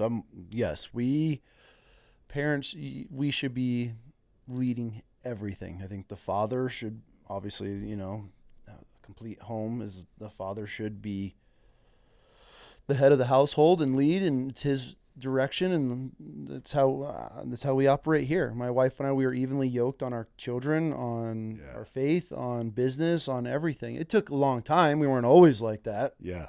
Trust me, we've not been perfect, but yeah, as we've grown, and we've always been really evenly keeled on how we're gonna raise our kids. And I feel these parents, and I see it. I have buddies that have younger kids, and they'll go to correct, or their wives will stop them and step on them and override, and it's just like, what is that showing children right out the gate? That that's tough. There's the different directions, and okay, I'm gonna go to mom for there's no mommy daddy games in this house. You get your ass chewed by one, you go running the other one, they're gonna chew your ass for going to you. For doing that, and they're gonna take you back, and then hey, so it eliminates that. So there's no questioning it. I feel as a complete household, absolutely. Yeah. It should come from the parents, and that's how your children are watching everything.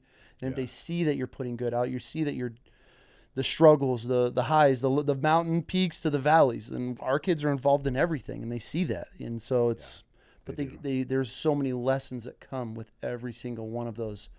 Yeah, man. Those things along with life and business and the struggles and the successes and whatever else comes with it. I mean, that's how. I think so. Well, and I think what this values exercise did for me was it allowed me to look at things in terms of principles instead of rules, and skills instead of rules. So instead of like, hey, you're not allowed to have your phone in your room, it's our values are such and such, and so therefore our principles are as follows, and those are enabled by us looking after each other and by me looking after you and your health and your safety and your well-being, and that doesn't match having your phone in your room. See, and so instead of, that's a great point, because it's not just, hey, no, not happening. It's, hey, listen, too much of this is why. And it takes that, and this is where it comes down to where it's not easy being I want to say involved parent, not even a good parent, an involved parent, because instead of be like, no, I don't like it. Hey, do this, go do that. That's not how it works for kids, at least in my opinion. Right. Not for me. It didn't work. Hey, don't go touch that. As soon as you turned your back, that kid was like, I'm touching it with both hands, man. That's how. So with us, it's, hey, this is why. This is what's going on. This is what we're trying to avoid. This is what it's going to help, or whatever the scenario is. But like if you explain it to your children, then if they cross that line, then they know why. There's no exploring, because kids are they want to explore. And if it's one of those things like, hey, I'm going to show you this. Okay, you want to see the dark side? Let's figure this out. Let's see what happens if this continues. This is the path that we have potential of going down. And that's where it takes being involved with your kids to be like, oh, hey, she asked for a picture. Absolutely not. Because you've gone down, you've sat on their bed at freaking midnight talking to them like, hey, listen, and having those deep connected conversations where your kids trust you, and then they take your word with value. Hey, I'm not going to go against that because I've been explained. I've been taught this. There's been so many examples where she comes home and she's like, oh my God, thank God you guys told me about this. Like, oh my, that's awesome. So-and-so's doing this. And I was like, nope, I'm out. I don't want to do it, because we've explained things to her along to prepare her for the world. And they're gonna screw up. They're teenagers. They all do. Yeah, man. If they don't, then something's off. Yeah, she hasn't yet. So I mean, except for some dings in my truck that I find here and there. But it's expected. But there's been so many scenarios where she's come home and been like, "Oh my God, I dodged this. you explained this that one time and I saw it coming, and it was like, okay, cool. They're listening, but it's by having those conversations and being very open with your kids. And I feel that needs to start at a very young age. Yeah. It's not one of those things that you have a teenager, hey, come here, sit down, son. I'm going to explain this. Cause the whole time the kid's gonna be like, oh, shut the fuck up. I don't care. Like, oh yeah, dad, you know, dad. But if you have that relationship from a young age, hey, listen, son, this is what's happening. These girls, it's AI. It's not even a real woman that's hitting you up. Yep. But if you've had these conversations as they grow, and I'm not saying expose your kids to the world. For us, we want to keep our kids as safe as possible. But you have to expose them to the realities, but little tastes of it, just so they know. And it's like, hey, if you have more questions, cool, we'll explore that, but let's do it together. Yeah. Not, no, I don't want you looking at that. No, don't go look at. I don't want you having that on your phone. Yeah. Why? Right. But if they know why, this is what it leads to. These are the problems that it can open up, and that's it. All comes down to, I feel, and people can argue, but it's open line of communication with your kids, and it's hard. It is. It's hard, and it takes a lot. Sometimes too. Very frustrating, and so, but when they come back to you and they're like, oh my, there's so many times where she's come back and like, Dad, remember when you talked about this? 100% saw it happening. I'm like, nice, man. That is the most wonderful thing. It really is. And like boy talks. This is how boys' minds are working right now. They don't give a shit. Yeah. They don't. This is it's on our mind. They're in full rut. All they're looking for is this. You're the most beautiful girl. They're going to tell you everything in the world to get that pic. I've told her they will tell you everything you want to hear to get a picture. Yeah. But when you don't send that picture, how long are they sticking around? That's telling. That's very telling. How long are they sticking around? And you know what, man? Like, I'm also here to recognize the fact that like sometimes pictures will be exchanged and all this and that. Don't do it on the internet. Do not put it online. Just to be realistic about it. Like, if you're really going to do it and you're really sure you want to take that gigantic risk, don't do it on the internet. Yep. But the trouble is too, like, even if you do it in physical form, it gets on the internet by them going click with their camera. So once it's out there, once that photo leaves, it's gone. The risk, talking about being aware of risk and stuff, that's a risk that is just like, the internet's forever, man. Don't let private stuff touch the internet. Nope, because there's no pulling it back. Yeah. It is such a scary world for children these days. Yeah, it is, man. And I think that the more that we can lead by example and get closer to nature and bring them along with us in the process and talk to them about it and show them why and demonstrate the principles and the values, that they'll have a really great opportunity at having a positive outcome. 100%. I got some questions because I put it out on social, so I'm gonna ask questions. Yeah, let's do it. And well, I guess we'll just go from there. But I had some really good ones, and parents, people are curious, and so these are all just your opinion. We touched on this one actually. Teen suicide. Teen suicide's on the rise. Huge part of that has to do with technology, and which I guess we could skip that one, but. Well, and so then just to focus back, what part of technology? Yep. Addictive algorithms, aka social media. It's a huge role. Focus on that. Do not give your kids social media. Hard stop. No moderation.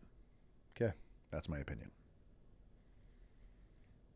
Sorry. You know what's coming, kid. She knows what's coming. She's over there like, hello. Yeah.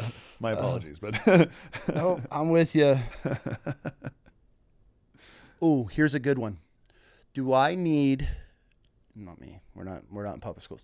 Do parents need to worry about iPads and laptops that public schools are giving their children to learn on? Yes. Really? God, I wish that wasn't the simple answer, but are they at risk? So let me just reword this.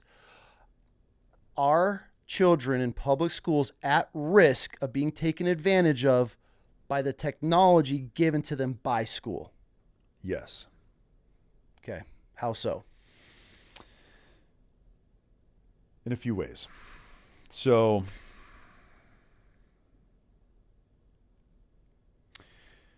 by default, most schools issue Chromebooks to students. Chromebooks are made by Google. Google is an advertising company. Google is in the business of surveillance. Google is not an education company. Google is an advertising company. Google subsidizes the cost of those devices and the software that runs on them in order to gain access to your children. Damn. And the schools not only issue them Chromebooks, they issue them Google accounts with their full names and some of their private information without parental consent or even notification. Huh. Simple fact of the matter is that there have been enough large amount of cases of schools and districts and states and all the entities involved demonstrating that they do not care. Okay. And or they're doing their best within the limits that they have, and that is not enough. And that for some reason, well, okay, I'll take a couple of educated guesses as to what the reasons are. Efficiency is one of them. It is more efficient to administer a school using a Google system than it is to not use a Google system. Much more efficient. Really? Schools are limited on budget, they're limited on staff, they're limited on time. The Google systems are actually, from a technical perspective, very good. Very good. Okay. Some of the companies that I run, I use Google systems in order to run those companies because they're very good. And from a business perspective, you must be practical first. If you have a budget to manage, you must be practical first. And so that's what these schools are doing. However, I don't find it appropriate to feed our children to an advertising company, nor, okay, well, we'll leave that simple piece there. And then the other piece is that these are internet connected devices by the nature of the device. And the filters that school systems use are not good enough. Mm-mm. They give the kids YouTube. That's wild to me. There's the Nikki Riceberg is a gal that on Instagram has a channel called Scrolling to Death. Okay. She's really popular on this whole topic of like kids and the internet and what should parents do. And her story is that, and she actually took a video of it. You can find it on our Instagram channel, where she went to her daughter's school and opened up it was either a Chromebook or an iPad. I can't remember which one. It had YouTube. Her daughter told her that she'd been seeing inappropriate things on YouTube on her school-issued device. So her mom goes, videos the thing. And a freaking video pops up showing kids how to cut themselves. Like encouraging them to cut themselves. And it's all easy to do, and it shows the blood dripping down, and it's all like this nice little tone to it, and like if like kids don't need the internet to be at school. No, they don't. And the trouble is, and I'll tell you as a technical expert, my succinct opinion on this thing that occurs where like people go, oh, but the kids need to learn technology so that they're ready for the future. No, they do not. Okay. Okay. I'm with you. This stuff's not hard to learn. They're learning it at 3. They're learning at 3. If they need to go, if they get into a job where they use technology, which they will, because every job uses technology, these are basic fundamental things. And if you get into a job that's high tech, that's a specific skill set that can be learned specifically. Mm-hmm. This general concept of like, well, how are they going to know how to use the internet if they don't like, that's not hard. That's not a skill. Your kid's not learning how to code. No. Like, oh, he needs to learn technology. Is he learning how to code? No. Also, he has YouTube and yeah, and Snapchat. So that's him learning technology. So Sweden recently did a thing where they started specifically funding the purchase of paper textbooks instead of digital books. Oh, I would love that. It's amazing. The Minister of Education for the country of Sweden got approval to get it was like $70 million a year to get textbooks and librarians and go backwards from digital. Imagine that. I wonder when that's gonna. Right. Everything has a cycle. I mean, I know we're just in the beginning of this AI technology cycle, but I hope in our lifetime we get to see a. Okay, so here's the like oddly positive side of this is that we must prepare our kids to be exposed to the parts of the internet that we cannot control. When they go to their friend's house, when they go to school, and all the other things, right? when they're not in your house, they're not in your view, they're not in your sort of, not for lack of a better term, control. I don't like control, but you know what I mean. Then you need to prepare them, and that goes back to leading by example, talking about principles, talking about values, and like how do you identify risk, and what do you do when it occurs, because it will occur. So now these schools have turned into, oh, that's the title of my article, Digital Danger Zone. I was going to say they've turned into digital danger zones. The article on my website with the chart, it's called Digital Danger Zone. These schools have turned into digital danger zones. So I guess they're learning how to wade through some risky stuff. On their own, though. On their own. Which is terrifying. My kid goes to public school, which I would very much like to change, but it's currently the case that he goes to public school. I love his teachers. Mm-hmm. He has like the best team.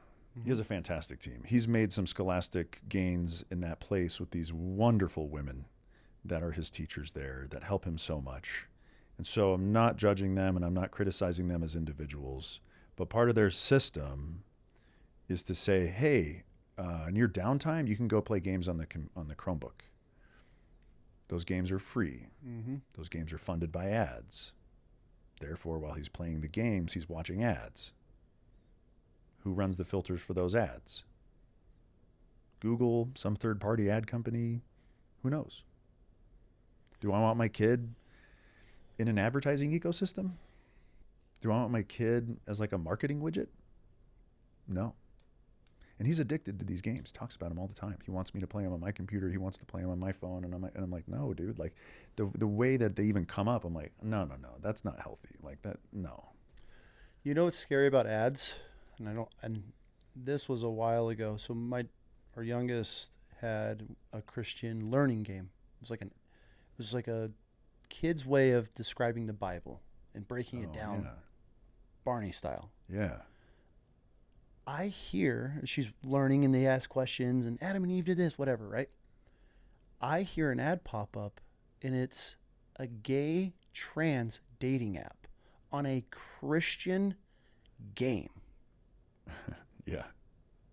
I almost kicked the door off the hinges because I was processing the game. I could hear everything. Yeah. Then all of a sudden my mind, I hear things my little girl shouldn't be hearing.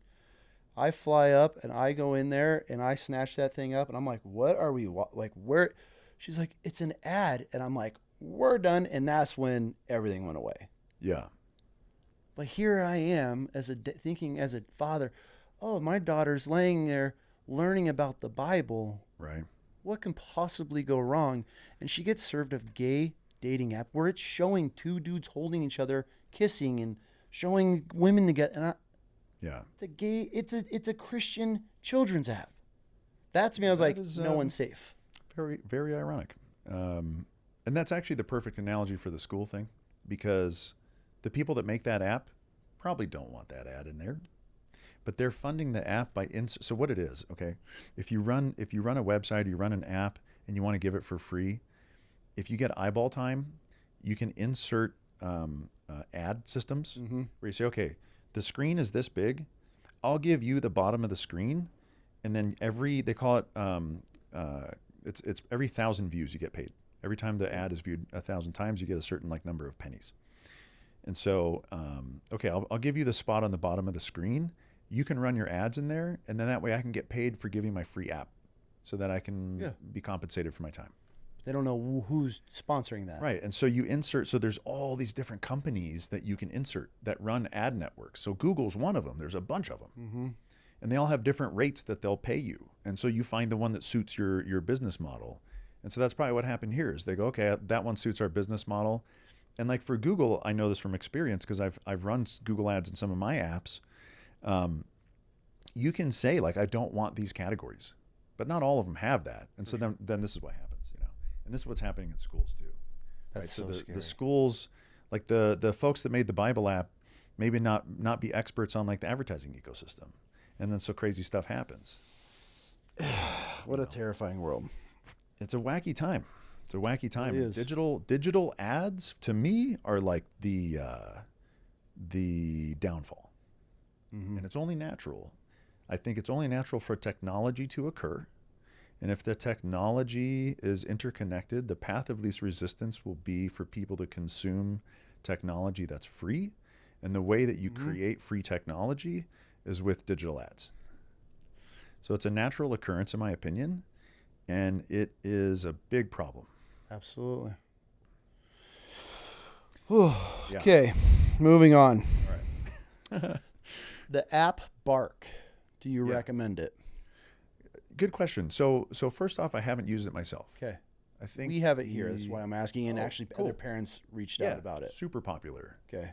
I think the general concept sounds great. You know, I've sort of read the brochure. You know, I've read the website and checked out the stuff. They do some neat things. They're very successful. The gal that runs Bark also operates like a big parenting in a tech world Facebook group. Okay. There's like 600,000 people in there all talking about, hey, what do I do with my kids and this and that. It seems good, but short answer is I don't know because I haven't tested it. I respect that. Yeah. What is the worst social media platform that you could allow your child on? Oh, I just have to pick one? Yep. Start with the worst if you want. But what would be if you were the number one platform you would do anything you could do to keep your child off of? I'll just go with Snapchat. I've been Dang. Sorry. No. It's not allowed in this house. No, it's not allowed. Okay. Nobody. I told her I'm with you. I think Snapchat was created by Satan himself. I think it is the worst. It's the worst to me. And I have buddies that are cops that are detectives, and the amount of pornography, everything that goes on it, because everybody thinks that it goes away, and it doesn't. It doesn't go away. No. It's all saved in a server, and what goes on in Snapchat. And now that the Snap streaks and these kids are so obsessed with it, I tell her all the time, and I don't think couples. I do not think I tell her all the time, huge red flag. If you're dating somebody and they will refuse to get rid of Snapchat, they're cheating on you. 100%. I mean, it's potentially hard to argue with. It's okay. The reason I mention it, just to give my rationale, is the nature of the system is to exchange photos secretly. Yep. So what's generally going to happen on there, and is that really like a kid thing? I don't think so. And then it's got the addictive nature, and it has a thing where like you could expose your location. And that's why they have 10,000 cases of sextortion a month that are reported. So, because I was sitting here thinking like, let's see, mental health, physical health, mental health, physical. Now, Snapchat has both.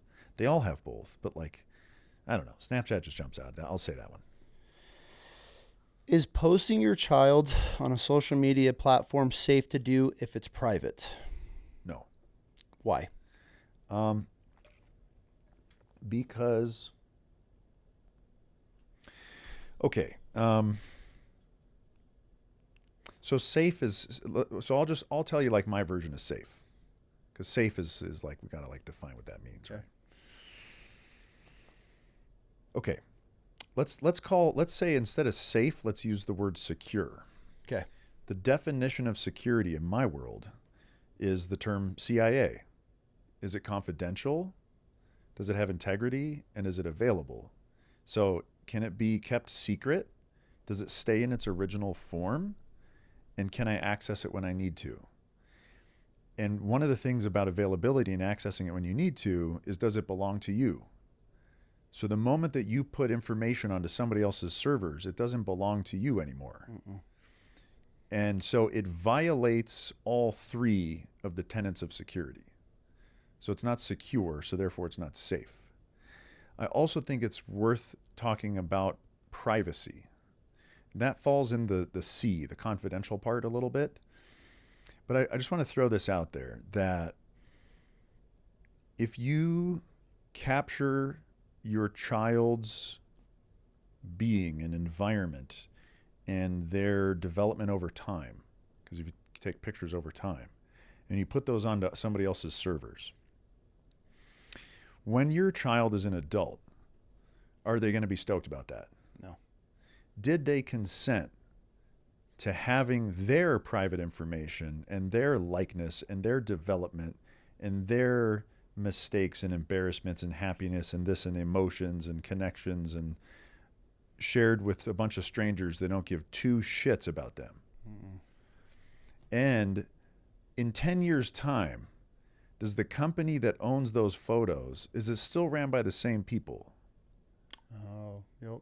Who does it belong to then? Right? Because the internet is new. The internet has only been here since 1997. Mm-hmm. Social media has only been here for like 15 years. The dude that started Facebook still runs Facebook. But the dudes that started Google still involved with Google, right? There'll be a changeover 10 soon. years, 20 years, 30 years. You think they're going to get deleted? No. Who's going to own them then? Edward Snowden showed us that our own government steals our data from the companies that hold it, right? So we have been shown that if you put your data on somebody else's servers, mm-hmm. not only does it not belong to you, you might as well assume that it belongs to all of your worst enemies forever, and whoever their friends are forever. So I'm not a fan of that, and I think it sucks because I wish it wasn't that way. Yeah. Because it's really cool and it's really beautiful to be able to share your family moments with your grandparents across the country and across the world, and to be able to connect with people in that way. And sometimes that's people's only connection into their extended family, even sometimes their immediate family, when they're deployed overseas. Mm-hmm. And you can connect back and see and reminisce and be like, wow, this is what my family's going on at home right now. I can see them at the barbecue, and here I am in the middle of the freaking desert. But the fact of the matter is, man, that it's not secure, it's not safe, and it's not private. So that's your side, which is fascinating. How I look at it and would answer it would be no, even if it's private, because like I tell her, do you personally know every single person that follows your private account? Yeah. Right? So that right there. Oh, yeah. Susan, the sourdough baker, she follows us. I'm going to let her follow me. Right? Well, and if you're connected to somebody who is let's say a trustworthy individual, and their social media account is logged in on their computer, and somebody else in their house that's part of their family can access that computer, and they are not a trustworthy individual, and they take advantage of your photos. God, there's layers. There's so many layers. So that's a thing. So I think that it is a risky proposition from many angles if you put your children on the internet. Got it. Is there any social media platform you would allow your child to be on? And if so, what age would you approve of that? No. Done. Okay. By the way, I want to say on the photo thing, on the kids and the internet thing, mm-hmm. I'd like to offer a solution so that the potential for connection can still be facilitated. Okay. So use an app called Signal. Okay. Signal is encrypted to the extent, so there's different ways to encrypt data. Don't really need to go into like the technical sides of it, but what's important to know is that Signal specifically cannot access your data. Only you and the person on the other side can access your data. So you can have like groups in there, just the same as you can on a text messaging thing. Okay. But in a regular text message, the cellular carriers can access your data, the hosting company can access your data, but with Signal, nobody can access your data. So you can have like a family group in Signal, and you can share your photos and your videos. Okay. Or there's a company called Proton, and they actually sponsored me recently. Really? And I accepted their sponsorship because I did a bunch of research into them, and I found out that they're really legit when it comes to privacy and security. And so I'm putting this out there as objectively saying, like, even if they weren't sponsoring me, I would still say that their stuff, they use the same encryption mechanisms and the same technical methods that Signal uses, where they cannot see your data, even on their own servers. So they do a thing where they give you the keys and they don't have the keys. Got it. And they cannot access your data, and they have a photo sharing function, and that can be a really good way to share with your family and stuff. This question is, I know it's It's not a deep one, but there's so much going to be to it, but just your quickest to it. Okay. As AI develops and the world is now being run by it, is there anything we could do to preparing our children for it? And what should they be looking out for? Yeah. Yep. Maximum skepticism. 100%. Yeah. Everything that comes out of an AI is bullshit by default, and treat it as such and learn from that. Great opportunity to learn. It's a massive, massive problem. And therefore, the bigger the problem, the easier it is for kids to understand because it has less nuance. I think like nuance is difficult for like the youngest kids. And so maximum skepticism,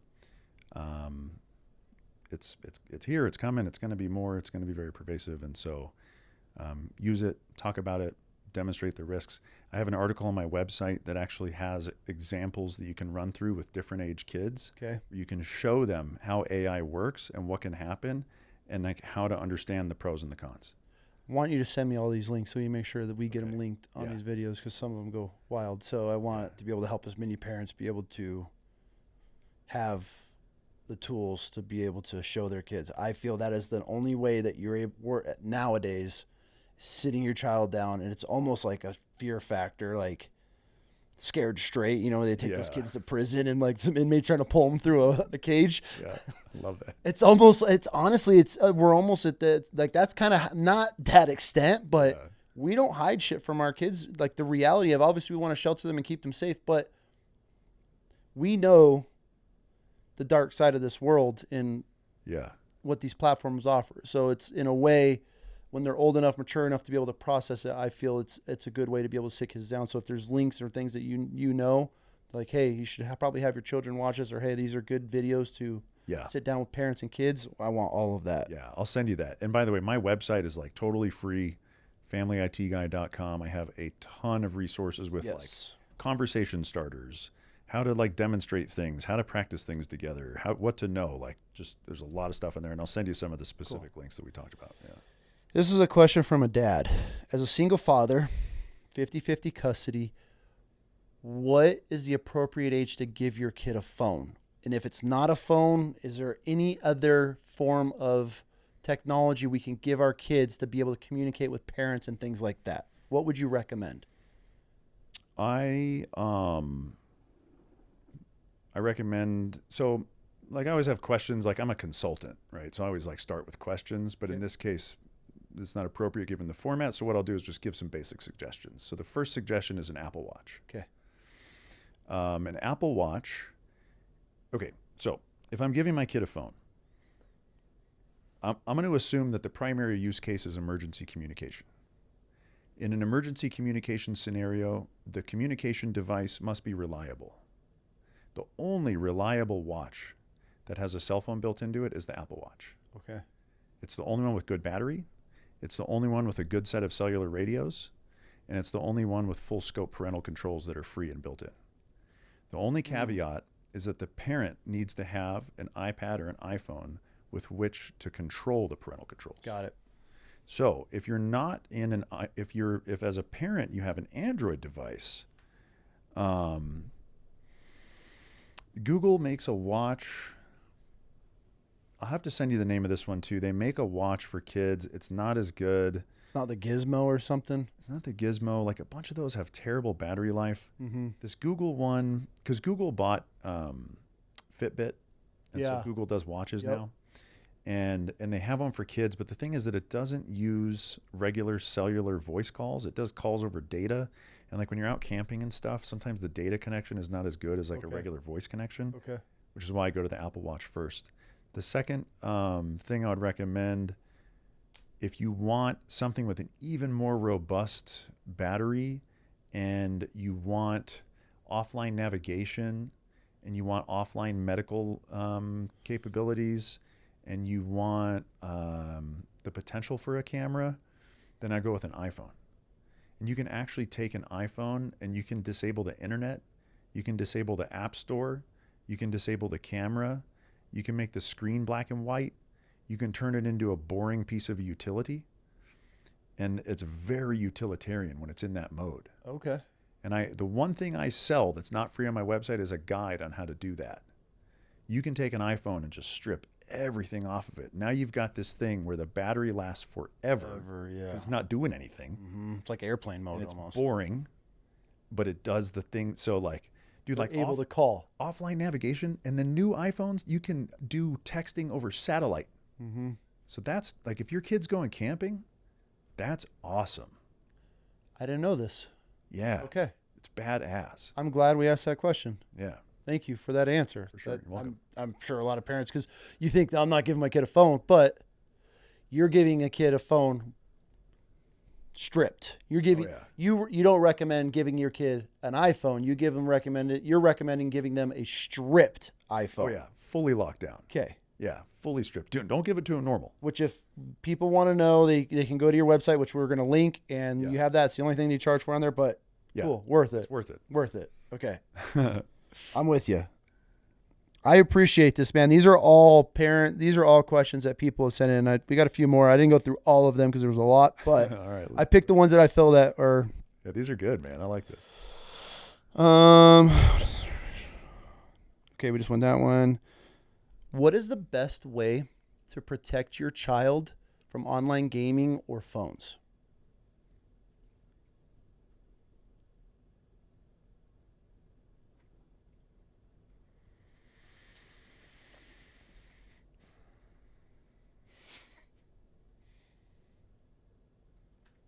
Principles and skills. Okay. So perhaps I'll just state the obvious of like, well, then don't give them the thing you don't want them to have, but then they're around their friends and all the other things. So therefore they need the principles and the skills. They need to understand the why, and they need to have seen you demonstrate those principles and skills. But if you're not willing to, and go to the internet safety events that we talked about, like the Officer Gomez type of stuff. Yeah. Take your kids to that. And option 3 would just remove it all. Yeah, I mean, I think like generally, like, don't give it to them in the first place. Like, don't set the precedent. I think that's another thing of parenting is like precedent. Like, what precedents are you setting? Mm-hmm. So like, don't set the precedent, but then also like to prepare them for where they're going to get connected. Otherwise, you gotta really expose them to the risk and expose them to the conversation. Makes sense. How do you prevent your kid from ending up on child pornography websites, AI pornography? How do you prevent that? Man. Well, the two biggest things you can do. Pause real quick. Let me re-ask that question. Okay. How do you prevent your children's images from ending up on pornography websites, AI platforms, or anything along those lines? So in order to prevent that, you need to have those images not be on the internet in the first place. Okay. It's hard to do. Absolutely. Because even if you don't put them on the internet, it's fucking crazy, man. These bloody schools post pictures of kids and put them on the internet. The kid groups and the YMCAs and the things is like, oh, it's really fun, and we're going to take pictures of what we're doing and we're going to put it up on our social media, and now your kid's on the internet. So you can't control you can't control it completely, but you can control your own stuff by not putting them on there. And really that's like the majority of it. So I think that's the most effective answer, is just not to put them on there.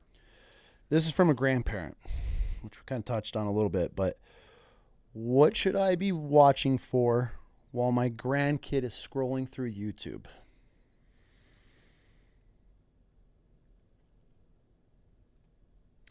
Okay.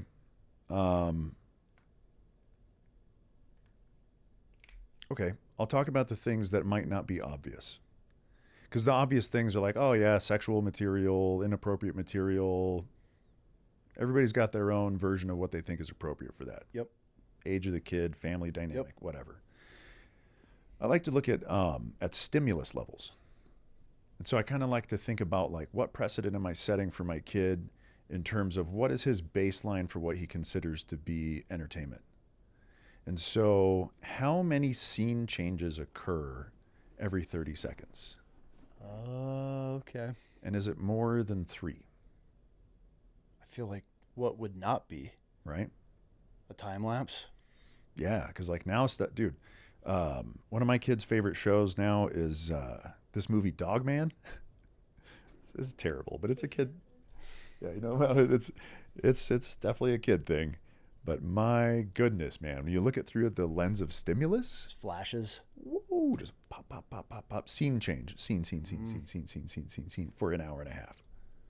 And what is that doing to their developing mind? Dude, just like, so I like to like just visualize, okay, a baseline here. Okay, then you expose them to stimulus, and so the baseline goes up. And then you expose them to that level of stimulus, and then the baseline's up here. And then they go try to read a book, and they're like, this sucks, man. I'm not reading a book. For sure. This is boring. Or they go try to watch National Geographic. They're like, this is so boring, I can't even stand it. So I like to look at stimulus levels. So it's scene changes per minute, bright colors, loud sounds, and super excited characters that are like on crack and on coffee and just you know, like Blippi, right? Blippi's this kids show guy that's super popular with younger kids. He puts on a super colorful outfit. The guy's a genius, man. He's so popular. He puts on this super colorful outfit and he is amped up like crazy. And he goes on and he like drives tractors and drives police cars and does all this rad stuff. Super high stimulus. Like he's like, my niece was 3 and she knew what kind of dump truck was which kind of dump truck because of him, which is cool.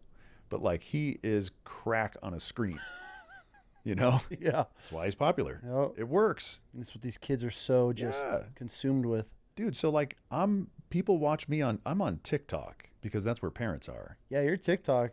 So my TikTok is getting a lot of traction, which is really cool. Yeah. And a lot of people tell me that I am the slowest thing they have ever watched. And the irony, and it's so great. And that's the difference between Instagram and TikTok, because we post so many different things and so many different clips. And it's so funny to see what TikTok is versus Instagram and Facebook. When you start digging into what the demographics are, that's why when I found your TikTok, when the wife actually was like, he's coming on, I'm like, yeah. Or, have you seen this guy? I'm like, yeah, he's coming on the show. And she was, that's when I dug into it. I was like, damn, you actually had a huge, but that's more that you're breaking it down. It's way too slow for Instagram. Oh yeah, man. People play me on 2X and I'm still too slow. Like people literally have told me in the comments, like for real, telling me like, you got to talk faster, bro. I'm like, well, that's just how I talk. So sorry. It's a crazy world, man. But yeah, stimulus levels. That's okay. That's fascinating. I guess I've thought of it, but not broken down to. Yeah, you can basically measure it. Interesting. Yeah. Can I trust the safety settings on Apple? And if I can, do I trust them all? So, no technical system is perfect. Okay. And I think that security is best done with multiple layers. Okay. So the Apple security system is very good. Okay. Very good. It's had its flaws over the years. It had a thing for a while where like the time limit would go off on the kid. We're like, hey, you're not allowed to use your device after like 8 p.m. And then 8 p.m. hits and there was a button where they could request 1 more minute and they could keep requesting 1 more minute. Yeah. But they fixed that bug. That doesn't happen anymore. So there's like little things, but their system is really good. I like to add other layers. And so one of the layers that I like to add that probably most people haven't heard of is a thing called the DNS filter. This is a thing that network engineers use to manage like corporate networks. Okay. And to actually filter what can go in and out of the network and like what systems can be communicated with. But it's available to consumers and it's the first thing I put on all of my devices. So there's a system called NextDNS, NEXT-DNS. And basically what it does is whenever your phone or your computer goes to talk to another computer, they do so via like, okay, Google.com, right? do Google search, Facebook.com, whatever it is, whatever service you're going to, the systems are communicating over these URLs, over these domain names. DNS is the domain name system. Okay. The domain name is the human format. It gets translated into numbers, an IP address. And the DNS system is the thing that does the translation. It's the yellow book. It's the yellow pages for the internet. Okay. And so when your phone wants to talk to Facebook, it asks the yellow pages, what's the address of Facebook? And then it comes back with the numbers, with the IP address. And then your computer actually talks to the IP address. And so what a DNS filter does is if you tell it that I don't want my device to talk to Facebook, when it goes and says, hey, what's the address for Facebook? It comes back with zeros. And then your computer goes, oh, hey, zeros. Oh, zeros. I can't talk to the zeros. It broke. Oh, Facebook doesn't work. It's great. So that's a really good thing to do. And you can even, requires a little bit of tech savvy, but it is possible. You can put it on the router in your home. Really? And then everything in your home, your vacuum, your TVs, your fridge, your whatever's connected, your thermostat, all gets filtered. And so you can actually filter out ads. You can filter out tracking scripts. You can filter out categories. You can filter porn. You can filter games. You can filter malware. You have anything, a video on your... I do. Yeah. So, Awesome. So look up, go on I have a search box on my website. When you go to familyitguy.com, there's a search box. You type DNS in the search box and you'll find my article on it with instructions and with a video and some information on that. And you have you can put it on your router that way as well in there? Yeah.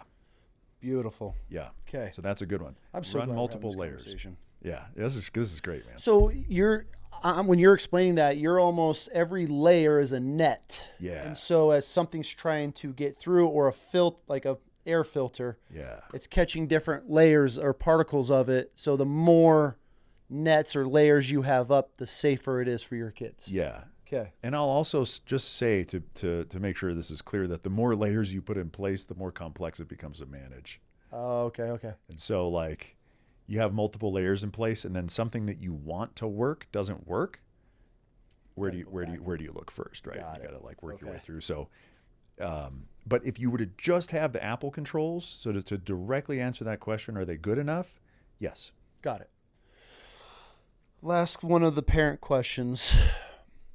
If there was a game for young children, what would you recommend? If there was a game, which one would it be? Oh, I mean, I think there are. So it seems like Nintendo is in the business of making like reasonably kid-friendly games. Okay. Say to try to find games that are not internet connected and try to get them to be played on systems that are not internet connected. Like Wii and Nintendo and... Yeah. Like we just got our kid an old Game Boy, I don't know, 2DS or something. It's a plastic case that flips open. There's definitely no Wi-Fi or Bluetooth or whatever. There are internet-connected games that have reasonable parental controls and that can actually be filtered down. Like we were talking about having like private areas for the kids to play. Okay. And actually Minecraft is one of those. So Minecraft has like you have to pay for it, but you can play in a private area and the parents can approve the friends that are connected. Is that what Kiki's on? Okay. Plays Minecraft too. Yes, that's good to know. Which one did we cut out? I thought we just cut one. Roblox. Okay. Yeah, Roblox should be cut out. Yeah. So I was wrong earlier. Roblox is gone. That's what that's what the chat was. So this whole episode, I'm fucking going back on my word. Roadblocks is when she had the friend got invited in to the group. Oh, yeah. That's what got. So that went away and we went to Minecraft. So that's where. Yeah. So Minecraft, and she's in a private one, and it's her and two other kids that are a dude that I deployed twice with, went to boot camp with, Nice. served with. I've known this guy since we were both kids, like 18 years old when we joined the Marine Corps together. We were literally in boot camp, platoon together. So that's the only it's his two kids in their little private. For us is the only thing she's allowed on. Yeah. Okay, so you approve of that? Yeah. I was about to crush Kay's world. I was about to shit in her Cheerios by pulling that from her. And if you go to my website, you type Minecraft in the search box, I have a whole article on how to set it up. Awesome. Okay. Which I think we're good, but for people listening, Yeah. before we finish, there's a topic that's very scary to me. And I don't think, and if you don't want to touch on it, I'm cool with it because it's not it's not a fun topic at all. And that is AI pulling your we touched on it for a second, but how in depth, and I don't think parents really truly know what somebody's capable of doing with your child's image. Is that something you're willing to like just touch on? Oh, for sure. Okay. Yeah, it's a big problem. Okay. So these organized criminal networks that blackmail kids and like with the sextortion thing, a lot of them will take images of real, like, so let's say the ones that target the teenage boys. So the criminal will pose as a teenage girl that's from a nearby town. Oftentimes what they'll do is they'll take an image of a real girl and then they'll use AI to make her naked, and then they send that to the boy to blackmail him. And so if your image exists, it just figure it can be used for And they're doing this with babies too. Yeah. I hate to talk about it, but I feel this is one of these things that parents aren't realizing, that you can take a picture of your baby and turn it into a video now. Yeah. Which is the reality of the world that we're entering into with AI.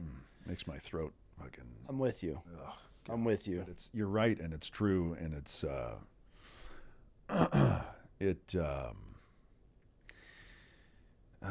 it doesn't even seem to be a small problem. It seems to be a big problem. It's scary. There's a lot of really sick people, man. And it's just, it sucks because they're ruining all the good shit. Mm-hmm. It's what scares me. You see these moms that post their back to school pictures, and their kids are sitting there with a sign, and it's got their name, their school they're going to. You might as well put your kid's birth certificate on the internet. And I call out moms on this, and I get a lot of heat for it. Yeah. And I don't think they truly understand what you're doing when you're posting any picture, but when you're putting your kid back to school or going to Rocky Mountain High, whatever it is, what they're actually doing for predators that are looking for these types of things. I think it seems innocent to the mom that she's proud of her kid going to third grade. Yeah. But what is that really opening up to the dark side of the internet? What's kind of messed up is that, what's very messed up is that kids on the internet actually can get used to leverage other kids. So, for example, somebody's a predator and they identify a target. There's a girl I want to take advantage of. I want to get her pictures. I want to get her to do things on camera for me. I want to get her to come to my house that's nearby in this town and do things for me and not tell anybody about it. Her mom just posted a picture of her brother that says where he goes to school. So I contact her. Hey, I'm a kid just like you.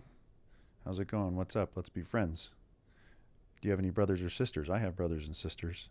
Oh yeah, I have a brother so-and-so. And like, long story short, oh yeah, they already know what school they go to, but like, yeah, what school do they go to? I'm going to go to their school tomorrow and kill them unless you send me a picture. I'll be there at 8 a.m. So you better do it right now. You got 5 minutes. That's happening every day. Yeah.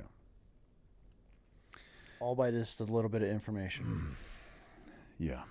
Now, they don't even need the picture or the information of the brother. They could extract that anyways. But if you give the information, you're just making their job easier. And this stuff is like, I don't get it, but it's real. And so, what are the trade-offs? What's it worth? What value do you get out of posting it? And what are the trade-offs? Most people don't know, fair enough, that there are severe trade-offs. And that those things can be used against you and your kids, and it just sucks, man. But that's the way it is. I feel everybody thinks that, oh, it's not going to happen to me until it happens to you. 100%. Of course. Feel safe that's it's your... the natural thing, right? Yeah. Oh, yeah, we hear scary stuff on the news all the time, but it's not going to happen to me, man. It's like hearing about, oh, this car got broken into. Oh, that sucks. Not going to never happen. Oh, hope that doesn't happen to me. Yeah. I've had stuff happen to me. Yeah. You know, that was a statistical thing that I didn't think that would happen to me, and it did. Shit happens. Mm-hmm. Shit happens at a large scale on the internet with a high frequency. That's all these people do all day. Kids on the internet get taken advantage of at a high frequency. So proceed with caution. So from this whole entire conversation, keep your kids off the internet as long as possible.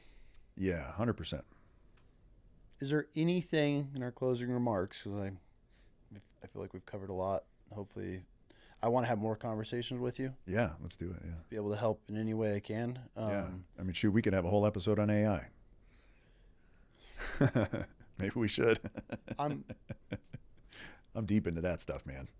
I've been deep into that stuff. I would love to. Okay, so we'll let's do it again. But I had some questions about facial recognition and stuff, and maybe we can save that for then. Yeah. Is there any last remarks or any last statement that you want parents to know in general, or anything you'd like to share, just as a heads up or an FYI?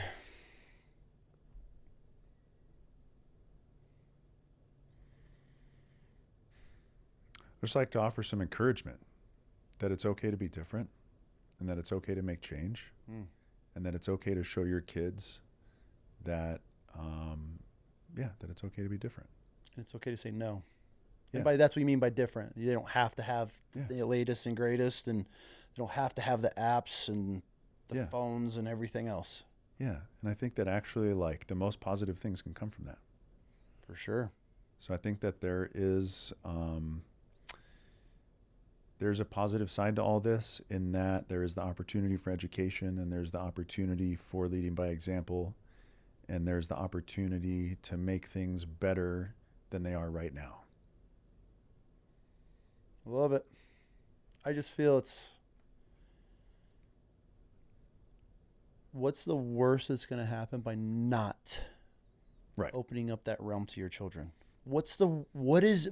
Tell me, by me not giving my kid Snapchat, all the apps, by not giving them a phone without any parental controls on there, what is the worst thing that is going to happen to them versus what's the worst thing that's going to happen or potentially happen if you open up those doors to them?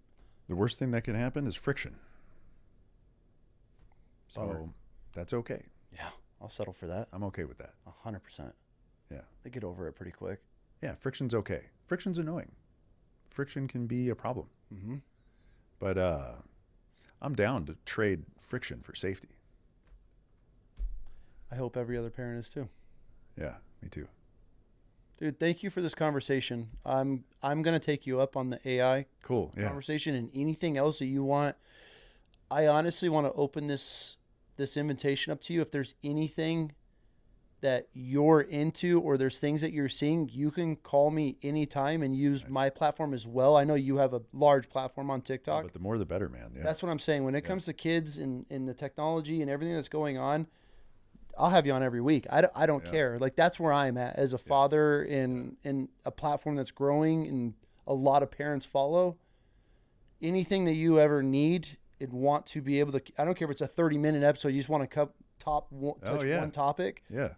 If I can help you in any way get more information out to more parents and kids, use my platform anytime. Thanks, man. I'm not, we're growing. We're not huge yet. Yeah. But dude, no, it's good stuff. It's all, use this as much as you can. I hope you really do take me up on that. Obviously it helps me. I'm gaining from it because it's going to be incredible content. But if one parent listens to this and changes it, but the amount of parents that ask genuine questions, and that was just, I think I just took like 16. I was like, I just went through and asked the ones that I was also thinking. There were so many. We could save one kid from getting sextortioned or taking their own life because of the depression and it's causing and the stimulation factors. If there's one kid that we can pull from any of that from this episode, I'm cool with it. And you can use this anytime if we could help a parent in any way. So again, thank you for this conversation. I know it's not always an easy conversation, but at the same time, we didn't even we didn't even scrape the tip of the iceberg on the depths of the evil that goes on Yeah. on these platforms and on these devices that are really being presented to our kids. This was just like an intro, I feel like, These I are know. these are the most important, biggest things to know about. And easy fixes. Yeah. Relatively speaking, I think so. Okay. Thank you Cheers. so much Thank for this you. conversation. I appreciate your time. Come back anytime. And I'm sure every time we have a guest like this, or like people bring it back. We want more. We want more. So I will definitely, when you have time, I would love to have you back on when you want to talk AI and any of that stuff. That'd be So fun. I'm all for it. Sweet. Thanks, man. Cheers. Thanks, dude. I appreciate you. Likewise. That was awesome. Thank you.